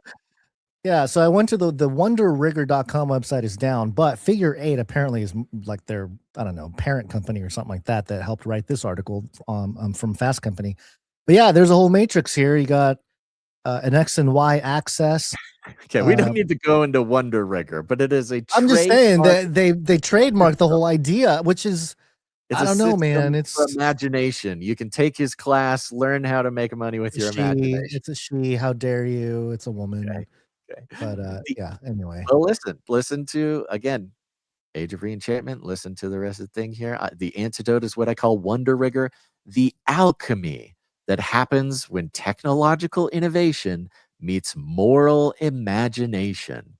Wonder without rigor is fantasy. Please. Rigor without wonder is bureaucracy. The sweet spot is where the most durable creative work gets done. Okay. Trading for it's not wrong, but it's just, I don't know, to systematize it and trademark it is another whole thing. So anyway. The good news is that my reader cuts out after this next article, so we can stop it there. But this is where the best part is, the most corny best part. The most useful metaphor I've found for describing the human AI relationship is jazz. Oh, jazz, baby. Jazz, yeah. What the conservatives can call devil's music. Jazz. Specifically, the practice of trading force. Now she gets into a little bit of a practical way. How do you correctly use the beast system to profit here? In which musicians, the practice of trading force in which musicians take turns improvising 4 bars at a time. AI riffs and we respond. We lead and AI follows. Like great jazz, this collaboration requires a mastery of the rules and the courage to bend them. Oh yeah, baby, it's jazz. And it goes on. But the optimism coming again to leaders, to the elite class, to the Hunter Bidens, and Hunter Biden obviously has gotten this memo, is that, it's not going to look real good for the normal understanding of labor, because in a free market, Marx will tell you this, the thing for sale that most people have is their time, their labor. And as technology goes on, labor becomes less and less valuable. And I think we're seeing the age of re-enchantment become so popularized now, and we're seeing it after watching it grow and develop in places like Burning Man and other world's religious conversations. Carl Teichribb's work, of course, has been all over the place identifying this. And we're there. And for the leader class, the imagination, the thing that is human, is the only answer to thriving in it. And they talk about it quite blatantly in this, alchemy, imagination, wonder, rigor. This is what we must do to survive the AI apocalypse. And they're not necessarily wrong. But it is sort of being gate kept. If you want to know how to do this, you got to get my class on wonder rigor. You got to buy my book to learn how to use your imagination. It's so popular and so monetizable that Silicon Valley is making a fortune on it. But it's not just a secular thing, Guns. Well, yes, it's very much in the church. It's arrived in the church. Just before we get there, and this is sort of a setup into that conversation, there's a section in the Fast Company article, awe is the competitive advantage you're not tracking. Yeah. Right? And it says AI is a new medium for knowledge work, but awe, that sparks of curiosity and connection that stops you mid-sentence and makes you lean in, remains wholly human. So you cannot automate wonder. You can only cultivate it or crowd it out. And, biblically speaking, there's a lot of different words that is translated into the English awe. There's like the reverence, there's the fear, there's like just a few different words for it. But one of them that I found is Psalm 33:8. Let all the earth fear the Lord. Let all the inhabitants of the world stand in awe of him. So there's fear, reverence. There's sort of a connection there, and not the negative type of fear necessarily, but just the proper word maybe is reverence. Yeah, But- reverence and awe is generally the definition of fear when you see it in the Bible. Right, Or right. Fearing God. And so, how do you measure awe? Because in science and in technology, what technology does is it quantifies everything as measurable, like metrics. It adds a metric to everything. And so this is the biggest economic question in Silicon Valley. You can tell they want to monetize awe. They want to make awe and wonder into a currency, right? Yes, That's like the whole exactly. thing.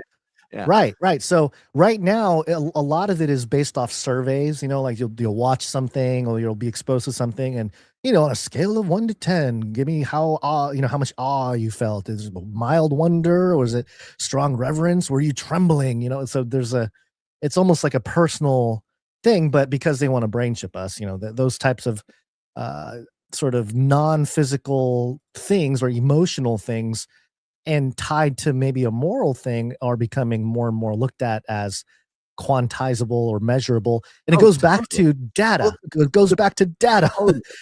And the brain chip thing too. Remember, they want to be able to press a button and manufacture awe. In a world where there's no labor to do and there's no meaning. Therefore, the topic of meaning is an issue with work. A product of awe, to be able to sell awe, to create awe, wonder, these sorts of things, because especially in a secular world where Christ is not involved, where you're not participating in that direct access to awe and wonder in fear of the Lord, right? If you're staying secular, without awe and wonder, there's nothing. That you don't have anything. And their biggest fear for a long time is that people would notice that. And they would say, people are finding meaninglessness in this horrible culture and monetize, algorithms, and they're sitting there, they're depressed, they're killing themselves, they're doing all these horrible things.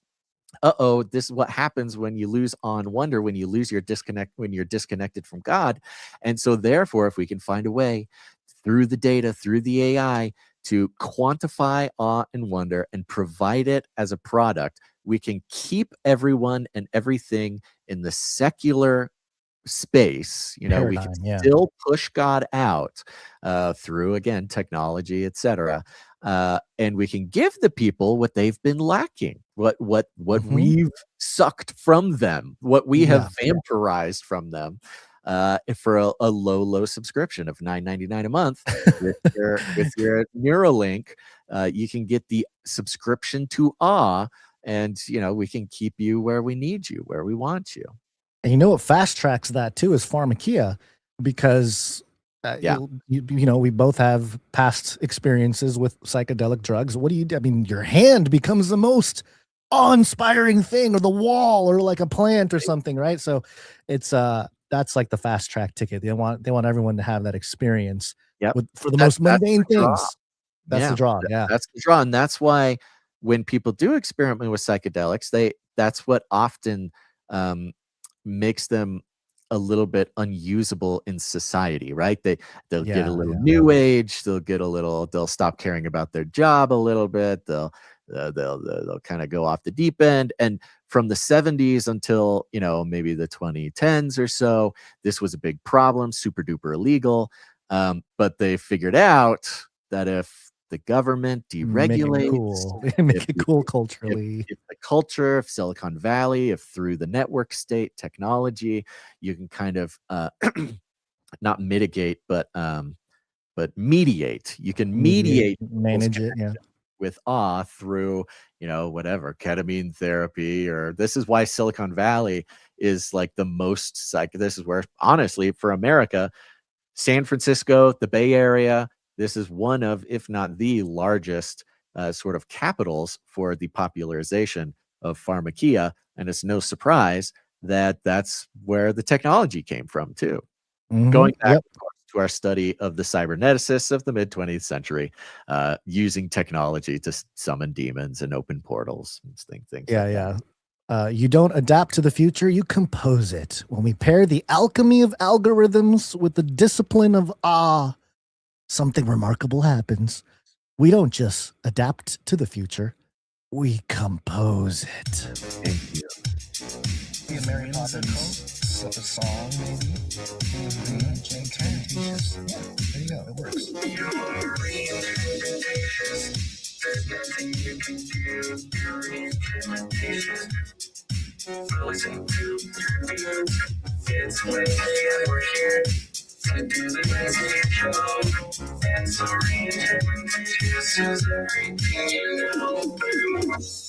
Re-enchantmentatious. To transition for you here, to take us into this next article, this is the secular Silicon Valley beast system version of the recognition of the age of re-enchantment. You've got millions of people experiencing re-enchantment in their lives, their understandings of what's going on, et cetera, et cetera. And we learned, of course, of this forthcoming a decade or more ago from Carl Teichrieb, who leads a research project at Burning Man, because Burning Man is a petri dish for all sorts of global culture experiments.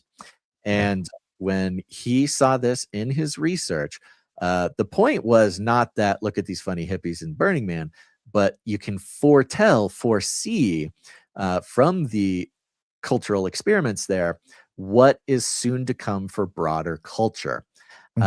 And when that re-enchantment of that was cultivated in Burning Man makes it to broader culture, this is sort of the yearning. And on top of that, like we saw with psychedelics and Jesus and psychedelics in the church, years before it popped up in the news, because of the Burning Man research, it's also part of Carl's research that not only is this re-enchantment going to come to culture, but it's also going to go through a process in the church itself, because everything they want to do in broader culture, they strategize a version of it to infiltrate in the church, the global church, the American church.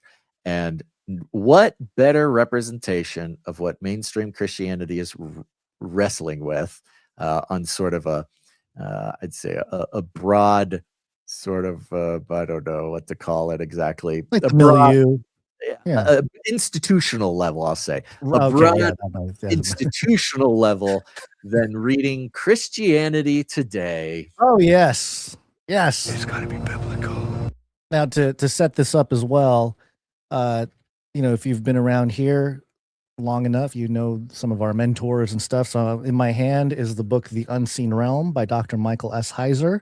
Of course, he really showed us the supernatural worldview of the ancient Near East and what the biblical audience of the time when a lot of these things were written down, what they believed the supernatural worldview was. And then in the my other hand here is The Game of Gods by Carl Teichrieb, The Temple of Man in the Age of Re-Enchantment. So keep, we have a little foundation here, but let's see what Christianity Today has to say in this article.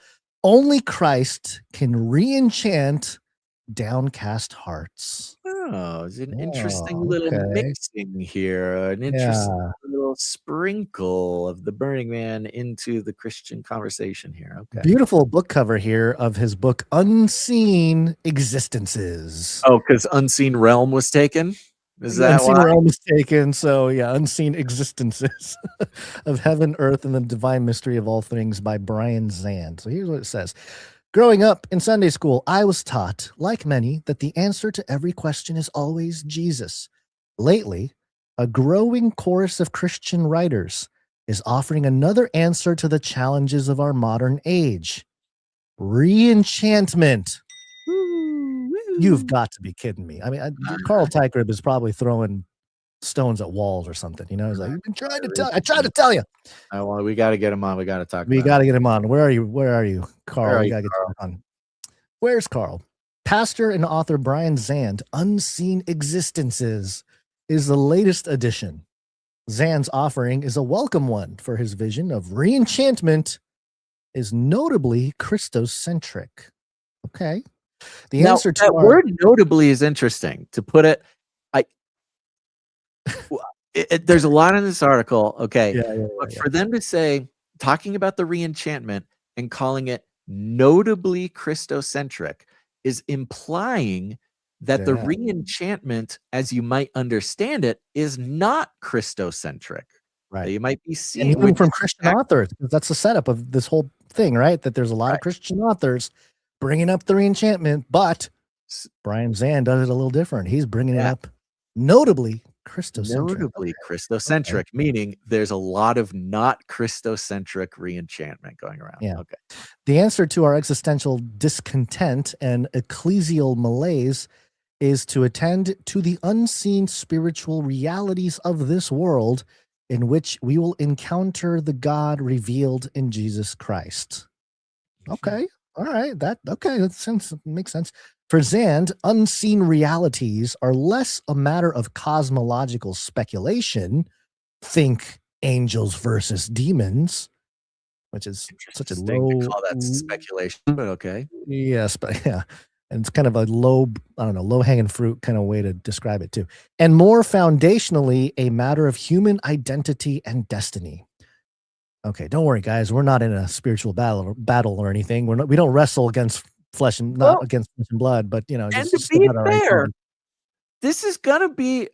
You might be expecting us to read this article and just bash this guy all the way through, which is not going to happen. We wrestled with this quite a bit because we want to just be able to criticize this thing all the way through, but it's much more subtle than that, and I think it's it's suspicious. I am suspicious of this whole thing. However, the operation in place, it could still go either way. I don't want to be unnecessarily skeptical or pessimistic about this, but I'm inherently suspicious, but we will not be able to say we disagree with everything this guy says. Yeah. Also, this is an open invitation to get Brian Zand onto the podcast. We would love to have a conversation with him. Quote, if matter is all there is, Zand writes, quote, then not much really matters. This is I think this is like an old apologetic thing with I mean, it goes again about what we just talked about, right? The awe. The awe, right.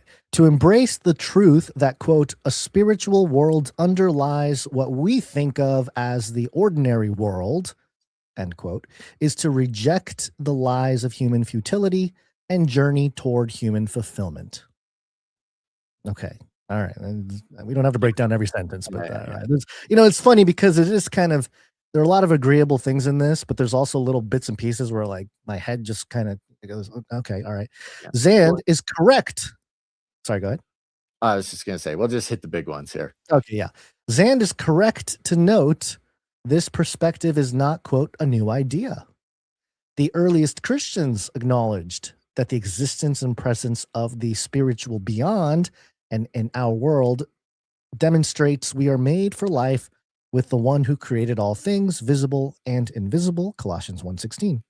The telos for which we are or were created is real, yet unseen, an ever deepening union with God, which necessitates a pilgrimage toward heaven, but not in the way many American churchgoers might think. Okay, all right, so he's sort of setting things up. It does feel like this would have been a little more radical in like 2005 or something. Yeah, it feels that's kind of part of it. Is for us, it's catching up. So we're gonna try not to critique it on that basis. Getting heaven right is a foundational aim of unseen existences. Heaven, Zand argues, is, quote, all around us. It is not a far-off place, but, quote, a different dimension, one of, quote, unseen existences. I mean, he really just could have said unseen realm, but I'm sure he knows that that phrase is taken. Zand's early argument lays out the various forms of relating to heaven and earth, an escapist faith at this world or earthly faith, and Zand's retrieval vision of a re-enchanted faith. So, so there's a little bit, the nuances are so palpable for us, right? Because we've been talking about the re-enchantments culturally and societally. And of course, Carl talking about it in the context of the church, he was always warning the church not to get sucked into the cultural patterns of re-enchantment, because truly, I mean, the biblical view of things is to have awe over what God created and awe over God and things like that, not worship it, not worship creation, but I'm saying like things like heaven, things like understanding a different realm exists apart from the physical realm and stuff like that. Those are things that have been well understood from our perspective and our research and study. So that those things were never separate, you know, in my mind anyway, as long as we've been doing this. Those things have been like a presupposition to all of our conversations. And So, what's not mentioned that serves as a good sort of Canary Cry foundation is he's talking about, how I would describe kind of the 2016 sort of Christian deconstructionist era, where it was very popular to take, people who've been Christian for a long time or something, they'll deconstruct their Christianity, they'll take it apart, and then they will build it back with the pieces, but they'll build it in a way so it's good for society, that it fits in with the zeitgeist, that it fits in better with modern civilization, and how no, we want a Christianity that is good for the world as it's, as like a social, almost a political construct, right? And then as an addition to that background, past couple years, we've seen again the major sort of revival of interest in Christendom, lots of people becoming Christian, and yet it's sort of taking on this specifically political flair, right? They kind of come to Christianity through politics, and then they wear the Crusader cross, and they say, we need to make everything Christian again to fight back against the leftist degeneracy in sort of a physical way here. So there's been this obsession for about 10 years to find and have a Christianity that is very specifically here to fit into the world that we want to live in. Right. The height of deconstructionism, like faith deconstructionism, was sort of the progressive era, to fit that sort of liberal progressive mindset or culture.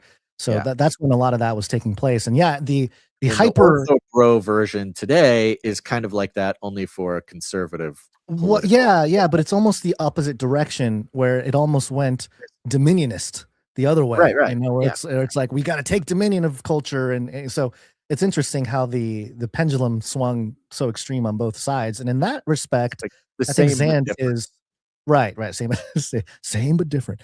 To that respect, I think Zand here is identifying the issue and sort of parsing out those things. So Zand helps readers by explaining these options from both personal and theological reflection. This isn't his first rodeo, and he's fallen in at least one of the pitfalls he describes regarding an escapist faith. Zand describes inheriting a, quote, modern and impoverished Christian notion of heaven in which this earthly life is essentially, quote, an elaborate SAT test for afterlife placement. Sounds like workspace salvation. Zand reveals he preached this notion of faith for nearly 2 decades. Hey, you know what? I have respect for anybody who changes their view after 2 decades of preaching something. That is not something people do comfortably. So totally. So kudos to the guy. Said that. And he's talking about what Heiser also talked about, which was afterlife insurance. Yes, very much so. Christianity just as afterlife insurance. So he's kind of setting up this dichotomy between a Christianity that is strictly political, that is strictly to fit into culture, or specifically, change culture in a sort of earthly centric way, Right. and a Christianity that is so heavenly minded that it's no earthly good. Right? He's talking about this sort of balance. Alternatively, an earthly faith centers a view of salvation which shapes every sphere of life here and now. Many Christians evolve from forms of escapism to inhabit a this world faith. This progression toward an embodied faith is positive, but not without dangers. Overcorrection is Zand's explicit impetus for this book. Zand voices his pastoral concern as such. There's a block quote here. If in our zeal for a this world faith, we lose sight of heaven, we have made a fatal mistake. We must make sure that we are not using an earthly faith to mask a subtle capitulation to the spirit of the age. Amen. Okay, he's thinking deeply about this, so I appreciate that. I like Zand believes many Christians are embarrassed by the hope of heaven. Yeah, maybe like the 90s or something. I don't know so much now, but maybe that's part of the deconstructionist thing. So we're embarrassed of this sort of supernatural idea that they're just hoping to get to heaven, and so they wanted to make something more culturally relevant. Oh yeah, like comedians making fun of Christians wanting to be in the clouds and the spaghetti monster and all that. kind of stuff. Yeah.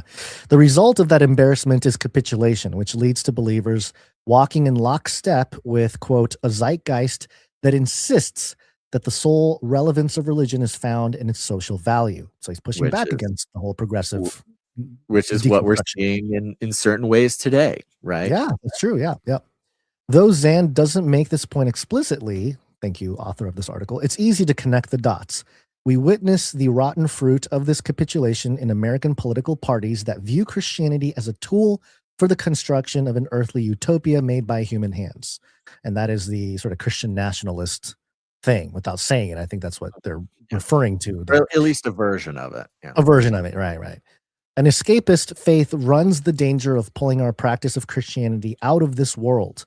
An earthly faith can appear more sophisticated, but runs the risk of buffering itself within temporal concerns, losing sight of the fact that Christians are pilgrims who long for a better city to come, not builders who construct that city by their own might. Hebrews 13:14. An oddly contentious thing to say. Even within myself, I'm a little bit, I have to contend with that, but I see the point. And I see the point. Yeah. The answer to these pitfalls is not to split the difference. Instead, unseen existences prescribes a turn toward re-enchantment via divine mystery. Now, this is one of those words I just want to mention. Yes. Divine mystery is one of those words with a vibe that can make a lot of people uncomfortable.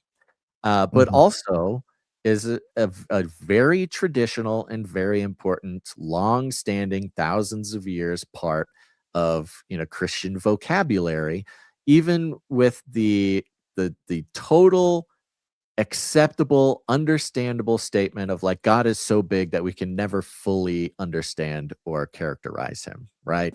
Even on that basic level, it can be referred to as the divine mystery. We try our whole lives to try to understand and intellectualize every aspect of God, but the fact is we will never be able to do it in this life, and that's kind of the point. That's the way that God set it up. And for me, that's what sort of the divine mystery explains. Yeah, that's sort of the early church fathers version of it. And I think we should distinguish divine mystery, sort of the theological concept, with a more divine mysticism, which is more of like an experiential thing where you're searching for like a mystical type of It's a very experience. subtle conversation. It's a very subtle conversation, yeah. As defined by the early Christians, mystery implies realities behind what we see, something unveiled which we receive and in which we participate, though not exhaustively. Retrieving and embracing the mystery of a robustly re-enchanted faith is the medicine that will heal our tendency toward escapism and capitulation. He's finding the narrow path. As a result, Zan's entire project rests upon a sacramental worldview, though not explicitly named as such. I love this author who just kind of like puts words in his mouth. I know, that's kind of the thing. I do want to say now before I forget that it's possible that Zand might be carrying forward one more step the maybe the mission of Heiser or the tradition of Heiser, but we're getting it through this one layer removed by the article author, right? So that's part of why I want to reserve most of my critiques for the whole thing until maybe I read the book and see, because it could be one of two things. Zand, who's already admitted to changing his mind on things, and that's good, you know, it's good to be honest about that.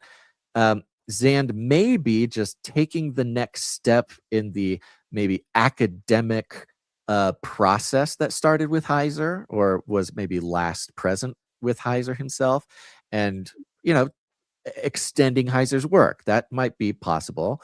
I fear, and maybe not the opposite, but the other option would be that he's standing on the shoulder of Heiser, who has become much more well-known, much more respected in recent years, is a huge part of mainstream Christian thought now, and maybe twisting a little bit, you know, and I won't know until I read the book. It's either a like respectful, noble next step in the Heiser legacy, or he might be kind of putting his own spin on it and have some things I might disagree in there. I don't know which one of those two is, and I won't know until we actually read the book. In seminary circuits today, and I know this because I tried to earlier, was it this year or maybe it was the end of last year? My wife and I went through what was supposed to be kind of like a seminary type of thing, like an online course thing, through like a semi-official type of thing. And we noticed right away that a lot of it was very just, especially the spiritual formation stuff. Yeah, it's like woo-woo stuff. It's like new agey. It's all like, what? A little too much of the new age form. Yeah, exactly. It's a lot of the mysticism. It's a lot of like Richard Rohr and like this stuff that's not really solid foundationally biblically. So maybe Zand notices the gap there and is trying to bridge that a little bit. That's what I would be worried if he's coming and he's taking sort of a Mike Heiser starting point and then getting a little weird with it. That's what right. Because Mike's stuff is not, I mean, his stuff is very scholarly, very straightforward. Scholarly. It's taking the ancient text. He's hard to argue with. Forming the worldview of the early believers or the people, the direct audience of the writings. So hard to argue with academically, by the way, that anybody who tries, and there's been a ton of we just had one a couple weeks ago. Online, yes. Oh my gosh. A ton of it in the conversation, and it's hilarious. It's pathetic. It's pathetic. His academics in his books is so thorough and so hard to argue that everybody who's online arguing against Heiser, calling him a heretic, has obviously never read the book. And they have no idea what the actual thing, and they'll admit it. Like that's how hard it is to argue, is because for those who actually read it, they don't argue with it. Only the people who've never read it come on and try to call him a heretic. It's crazy. Yeah, we had a little stint of that a couple weeks ago when one of the co-founders of Wikipedia is out there trying to criticize Mike Heiser's work and completely tearing down a straw man that he built. Yeah. That's what they have to do to make an argument. They gotta say something he never said and then tear it all down and say everyone who follows Heiser is a heretic and, you know, whatever. But it was unbelievable how pathetic the attempts were to really push back on it.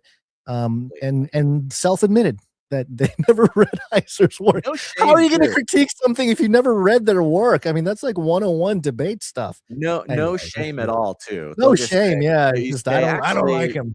you came back and you're like, Yeah. actually, this and that, and if you read the book, Oh, it's I had a that. whole That's thing. not what Yeah. you think. And he just goes like, oh yeah, I didn't read it. I just don't like Oh, it. he blocked me. He was like, block. I'm not going to have my followers get some logic into this whole conversation. Anywho, okay. I mean, Anyways, look, we feel we apparently feel that it's our duty to defend Mike Heiser every opportunity. we don't need to defend Mike It Heiser. might not be our job, but it's not our job. It's not. It's really not. Okay, back to the article here. As a result, Zand's entire project rests upon the sacramental worldview, though not explicitly named as such. Even so, the essentials are present. Zand teaches that heaven is near. This means the beauty of this world participates in and points to the greater reality to come. Okay. This sacramental outlook portrays this world as a heavenly participation. Okay, yeah. That kind of taps into Heiser's imagers of God talking points. Actively participating all the time. Active participants. To borrow from the theologian Hans Boersma, whom Zand cites approvingly, this view protects believers from escapism. Since the world is, as Gerard Manley Hopkins wrote, quote, charged with the grandeur of God, our task is not to escape, but to rejoice and receive. At the same time, this view also protects believers from thinking the fullness of heaven will reunite with earth through our activism. Love it. Sacramental, yeah, I think that's good We there. can't activist our way into heaven, which is something that in a lot of Christian churches recently, whether they're sort of on the left or the right, this idea that our activism will bring heaven to earth is really missing the point. Yeah, like a modern crusade type thing. Sacramental worldview reveals the transcendence of ordinary life with God here and now, while teaching us to ache for the world to come when we see our Lord face to face. So, all right, that's and this is why this is in a way, again, the way the author of this article is describing it is what is pulling it away from the potential for the woo-woo, right? Right. You start talking about heaven as interdimensional. You start thinking, oh, if I open my third eye, if I that kind of stuff, right? Yeah. And that's the fear with the re-enchantment of the church. That's my unease with this idea of the re-enchantment of the church, even though I myself has been fighting for almost 15 years for the church to come back to the supernatural worldview, which many churches have eschewed. They will ignore the supernatural worldview because they want their faith to be strictly material concern, of activism concern, of that sort of thing. So it's funny because, of course, we've been sitting here going, yes, the supernatural worldview needs to make it back to the church. And then I read this and I go, oh, I hope it's not a bad kind of re-enchantment. Yeah, well, this is where we were talking about the awe is a type of metric for all of this. This is where this article goes into that as well. Swiss theologian Karl Barth said, no theologian can function without wonder. And if capable of astonishment, even, quote, a poor theologian is not lost to the fulfillment of his task. The same applies to believers. We may struggle mightily, but if we cultivate wonder in our life with God, we're far from hopeless.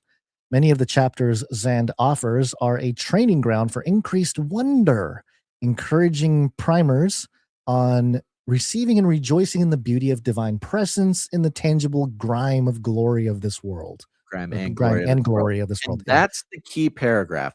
Once we start seeing the language of wonder, of awe, we just saw it in the last secular article where they want to quantify, monetize, and sell wonder and awe to combat the inherent darkness and meaninglessness of the beast system.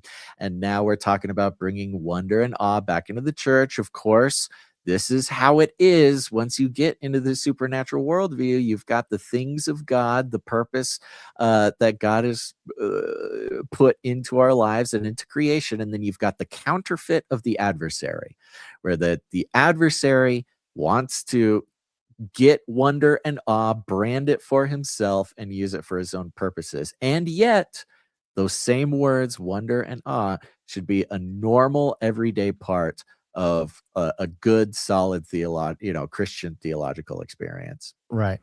For Zand, a sense of wonder is essential. Quote, to sustain faith in the midst of a cynical age, we must have experience of religious awe. Literally the same word, awe. Yeah. Readers might therefore expect Zand to turn his attention immediately and perhaps exclusively to the wonder of God's creation. And while Zand dedicates an entire chapter to the refrain that all creation is a gift, the foundational source of wonder and awe is Christ. For Zand, quote, the greater wonder of all, or the greatest wonder of all, is to be found in the mystery of the incarnation. Love it. Love it. I think Avoid the worship of creation, which, Mhm. is people yelled at me for that for a while because I was talking about how, the rocks will cry out. And what do you mean the rocks will, people don't read their says it in Bible. scripture there. Yeah, people don't read their Bibles. You talk about how the rocks will cry out and worship Yeah. God. People think you're going to worship pantheistically, nature Right, or something. yeah. But you can tell is that there's some attention being paid here, and says, yes, while nature and creation is filled with the wonder and glory of God, the greatest wonder of all is to be found in the mystery of the incarnation, meaning Jesus Christ. It's really interesting that there may be some differences here, methodology or whatever's going on.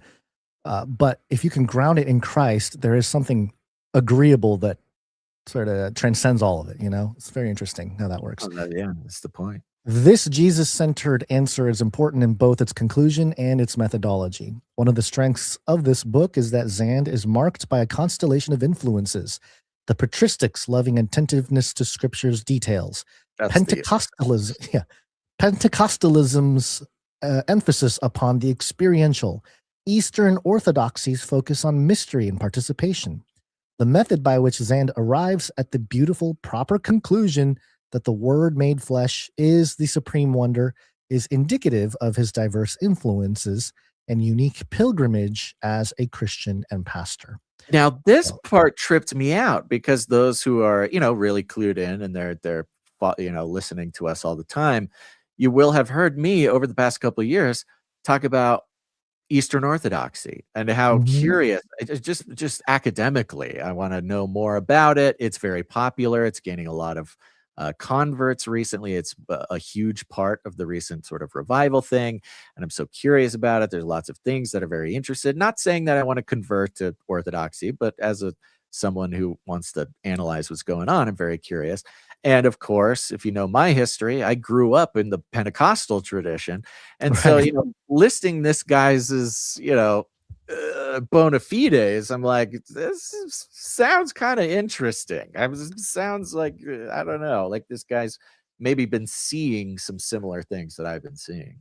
Basil Zand Rosewater is his real name. That's why I'm scared. I'll be so disappointed if it's, gets all woo-woo and weird. As Zand recounts, it was while gazing upon the beauty of the never summer mountains that he petitioned God that he might live always in a state of wonder, only to hear a whispered reply, "This is the greatest wonder of all. The Word became flesh and dwelt among us." It's a safe bet that in the hands of another writer, this point would be made strictly based upon John 1. The adventure of reading unseen existences is the many streams that shape Zand's own spiritual reflections and pilgrimage. What sort of specific guidance can readers as pilgrims on the way expect from unseen existences? A good guide offers wisdom seasoned by experience. Perhaps nowhere is that goodness clearer than in Zand's caution that the spiritual life is a pilgrimage with an unalterable pace. It is slow. Pushing against modernity's love affair with technique and optimization, Zand instructs by testimony and exhortation that our journey is indeed a journey, one in which we slowly comprehend the way of the kingdom. How Zand makes this point is another gift for fellow pilgrims. It features a deep love for Scripture in its beauty and complexity. Zand even mines difficult texts like Judges 19 in a reading that is historical, Christocentric, and canonical. This is valuable. This is a valuable model for pilgrims. Kind of sounds like a heiser. A lot of pilgrim talk, yeah.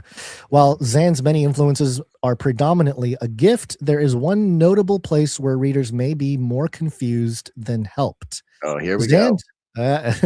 Zand references apokatastasis. Oh my gosh. Apokatastasis, Acts 3:21. Well and good, the term speaks to the restoration of all things, which, for some patristic, Orthodox, and contemporary theologians, can include universal salvation. My issue is, all right, Christianity Today writer, Zand. It's just, universalism here. Universalism, yeah, the Rob Bell, love wins type of thing, right? My issue is Zand uses the term without much of an explanation. I foresee this omission leaving unfamiliar readers confused and leaving conversant readers dissatisfied by a lack of elaboration in the footnotes or otherwise. Perhaps a concluding chapter exploring the final destination of the soul's pilgrimage, the beatific vision. Ooh, weird. I just did didn't you just do a whole thing on that? Yeah, it's creeping me out too, because the way they're describing this, he's saying he uses this word, but he doesn't describe it. I fear that people might not understand him or take him wrong. Like, yeah, bro, that happens to me every single week.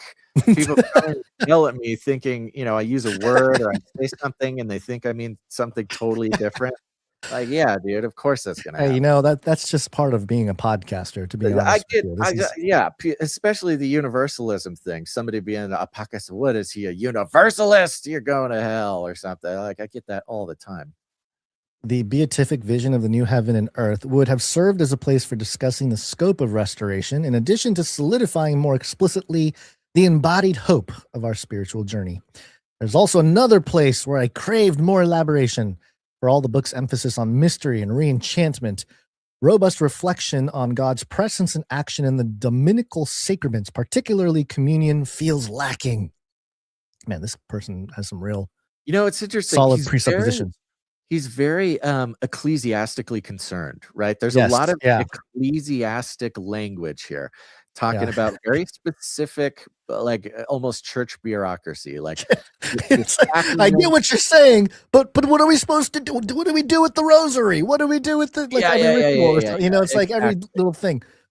While reading, I eagerly anticipated places where Zand might set his pen loose in detailed fashion on the topic of the Lord's table as mystery encountered. Though there are a few interspersed moments, the opportunity feels missed for readers to grasp how communion, as a means of sacramental grace, strengthens us in our pilgrimage. Stuff like that. Everyone's a critic. I mean, stuff like that also. I will say that with Heiser's work, because it is more academic, but without having to explain the minutia of like a ritual or a practice of any kind, I think Mike does a good job of providing such a foundational basis for a lot of things, like baptism, for example, that the specifics don't matter as much. Like, as long as you get the theological meat, like, it doesn't. Who cares if you have a little bit of barbecue sauce or just some salt on there or something? Right. I was surprised a discussion of communion did not include the quote "into the wonder" chapter, which instead ends with Zand's quote "personal testimony of a mystical experience," while praying with, not to, a Christ Pantocrator icon. So this is Orthodox thing, right? This is like the icon stuff. It's more likely readers. Again, one of the things I'm very interested with Orthodoxy, just to like understand exactly what their theology is around it, because it's very easy for us to go, stuff. Idols bad, right? Yes. No, there's a real rich tradition, easy, but it's very rich, and I want to learn from it from somebody who's actually, I want to have a good faith conversation. I did. Jay Dyer, one of our old buddies, too. Just currently, I saw some content of his talking with Kat Von D, who is apparently Orthodox now, and they're talking about icons and things. Whether theologically sound or not, I at least liked the conversation.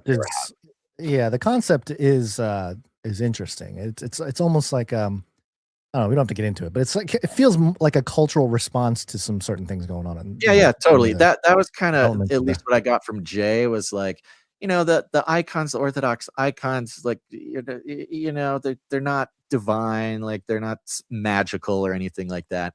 But in the institution of the Orthodox Church, they are very helpful because, especially when nobody could read, when in a world where nobody could read, and so they could only get the gospel with somebody telling them, having the icons and the artwork of the gospel would let an illiterate person look at the art and like experience the story of the gospel in a way when they couldn't read. I like that.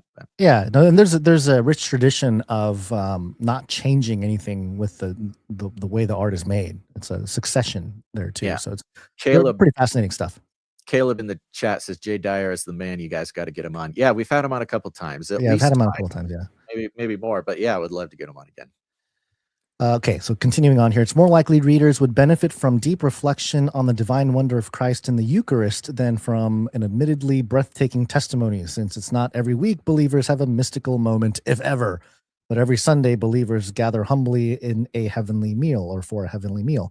Still, I can't help but note that Zand points to Christ even in such a mystical moment. On the whole, this book is a valuable primer on sacramental Christianity, a welcome mediation on the mystery of and presence of Christ in creation, in the scriptures, and even in mystical moments as the true wonder and answer to all things. So one other option here is that the language of mystery, the language, even the very old, not just modern woo-woo language, but very old, classical, traditional Christian language of mystery might be a way to invite those, even in the church, but maybe outside the church, who are experiencing their own version of re-enchantment, whether it's like a Mike Heiser understanding of the realm, or maybe they're coming from a little woo-woo side and like they're kind of getting re-enchanted with on the cultural side or the Silicon Valley side, maybe the language of mystery and awe and wonder and mystical moments. Putting words to the experience. Yeah. Hopefully the best case scenario is that with those words, drawing in maybe somebody at risk of woo-woo and then drawing them directly to Christ and not something else, right? That could be beneficial. And this is interesting because we read this whole article, and it's definitely an article. If our MO was to just like want to tear apart stuff in this guy, we wouldn't have read the whole thing, right? We read the whole thing because it's rounding out the analysis that we have of the age of re-enchantment, the Silicon Valley re-enchantment, and then we have the re-enchantment of Christians, of the world. And of course, of the church rather. And where, of course, we're suspicious of everything and we are scared everything's going to go wonky. There may be a way, and I would hope that, that things could go the right direction for the church as a whole. But I did just order the book on Amazon. So you did? Okay, great. Yeah, that'll be fantastic. And yeah, we'll reach out to him. Figure it out. We'll reach out to him and see if we can get him on. But yeah, I think there is maybe some common ground there, but there may be some differences too, or maybe some differences of emphasis, of focus. I mean, Heiser's work is more about the cosmic war and about the interaction of the rebellious entities with the human race and how God intervenes with all of it. And its very purpose is to understand the Bible.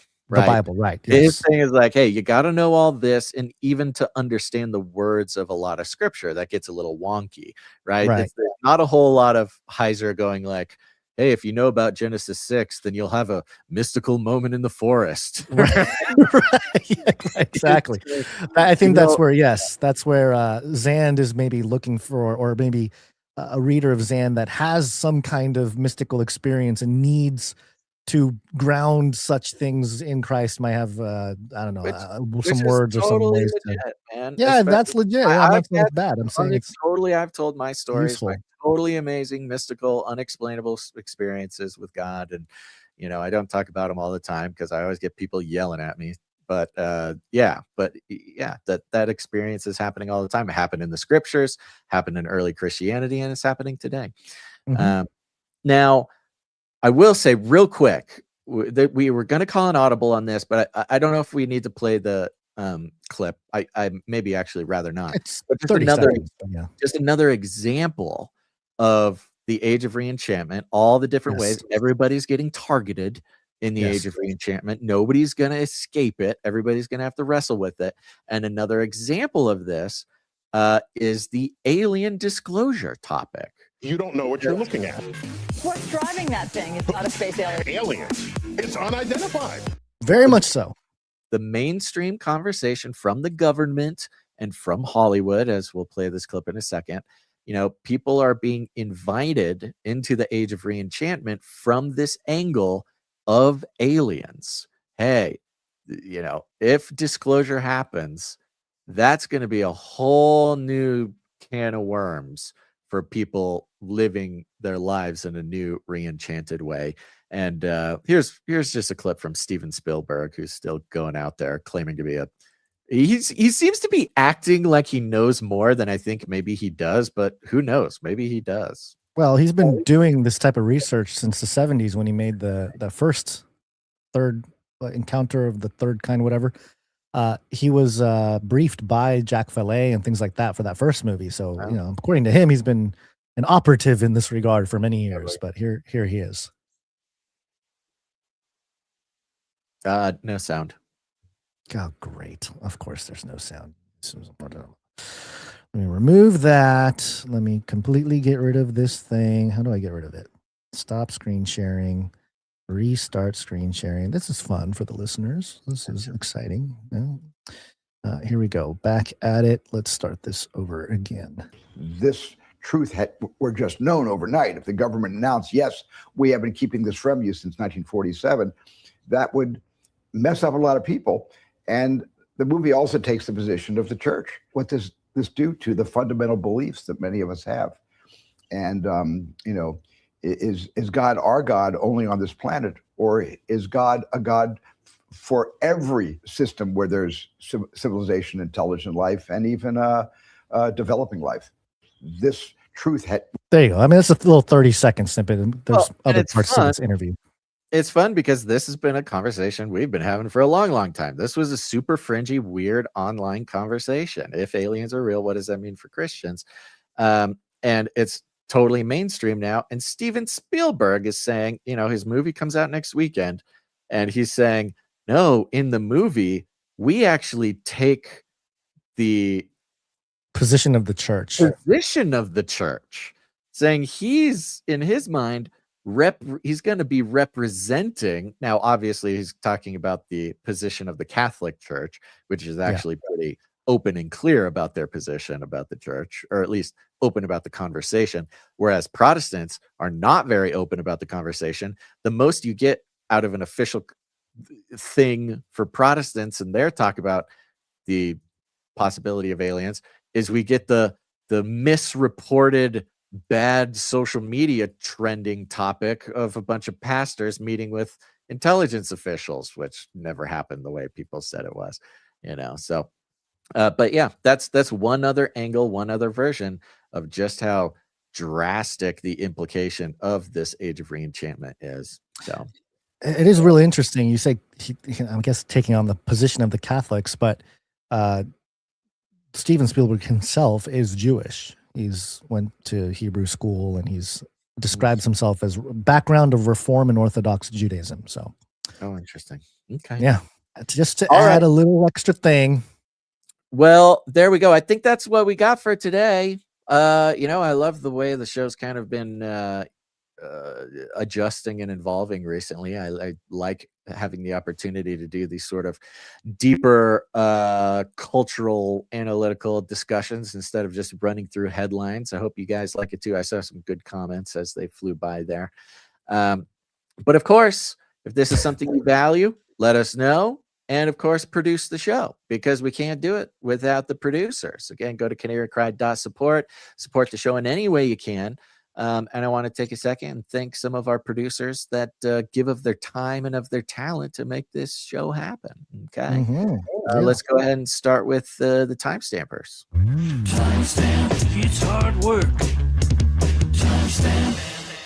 Yes. I believe it was Jade Bouncerson came in to do the timestamps for episode 946. Thank you, Jade Bouncerson. Big shout out to the tech team. Thank you very much, tech team. I know I got to get back to you guys. But of course, thank you to Jam, who heads up the Telegram channel. Adam42 heads up the Discord channel. A big shout out to all the Canarians over at canarycry.community. If you're not getting connected with the Canarians, of course, go do it now. You're missing out. Go to canarycry.party to find the invite links to whatever favorite app for community you want. Joe, thank you for the feedback. Sir Clank, thank you for clanking. Sir Ike, thank you for everything you do. And a big old shout out to everybody who catches the show live.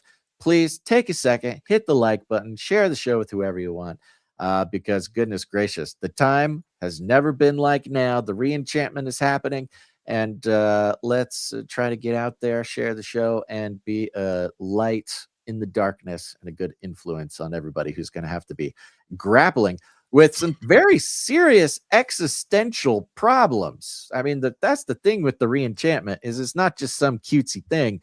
It is an existential wrestling match people are going to be having. And so we hope that we're able to bring some sanity to them in these times. But other than that, just share the show. Share it with your friends. Share it with your family. We call it rattling cages. And all you got to do is walk right up to them, grab them by the cage, and then you shake it. The end of the world occurred pretty much as we had predicted. I want to shake things up, stir up some controversy, rattle a few cages. Hey, stop that! You'll never silence me. I'm the last angry man, a crusader for the little guy. Leave the bird alone. Never. Rattle a few cages. Rattle a few cages. The human race will have every opportunity to improve. And if they don't? Ask Noah. That's right. Just ask Noah. Gons, you got any last words? Stay safe if you're in New York, and look out for Victor Nephilim Yambayama. Yikes.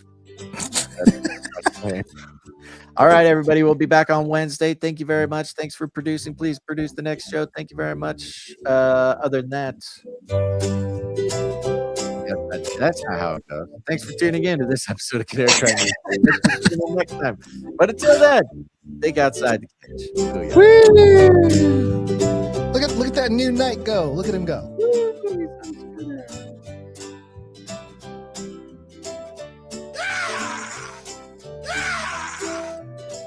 You guys are in a lot of trouble. Your body snatchers.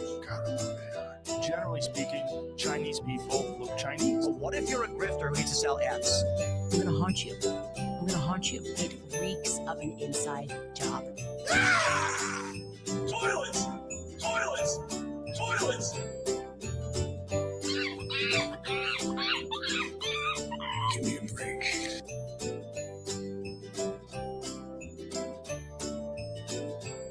Do not come back, you Nazi psychopaths! It will kill. Remember, reality is an illusion. The universe is a hologram. Buy gold. Bye!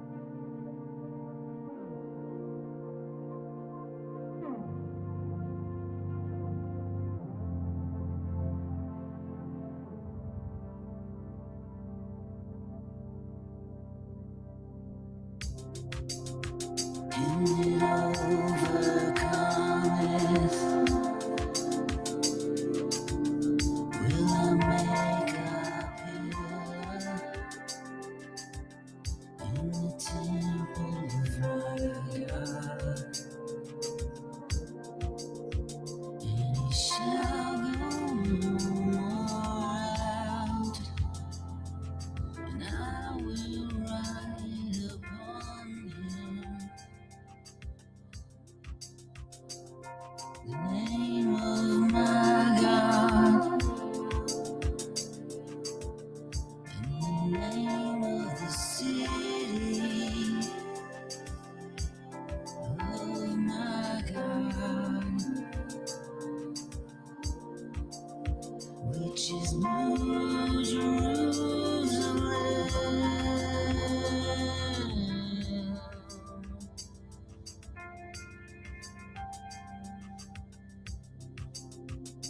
Which cometh down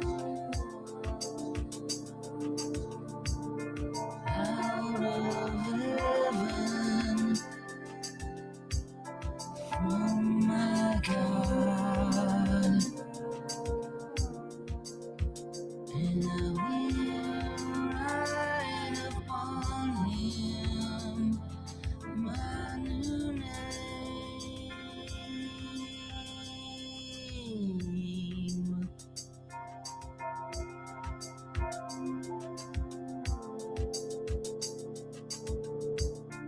I will write upon him my new name.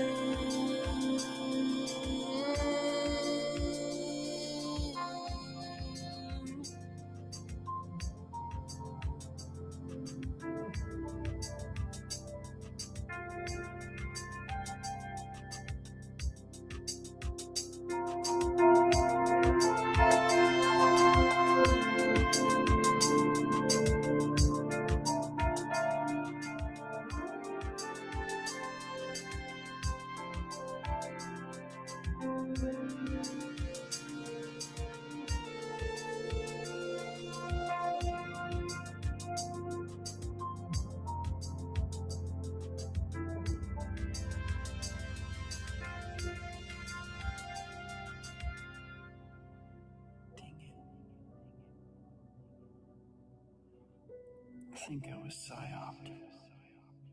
The deep state and the swamp.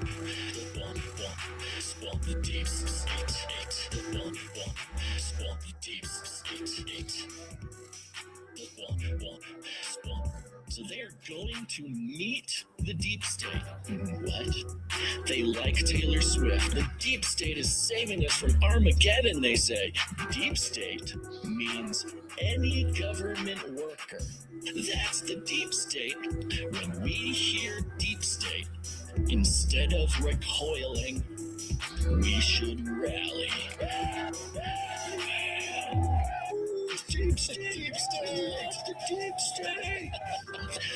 Even though their work is often invisible, it makes our lives better. Thank you, deep state. This is the most magnificent. I've ordered more pills than anyone in the world. Value for value. We take no money from corporations, commies, or cartels. Canary cry.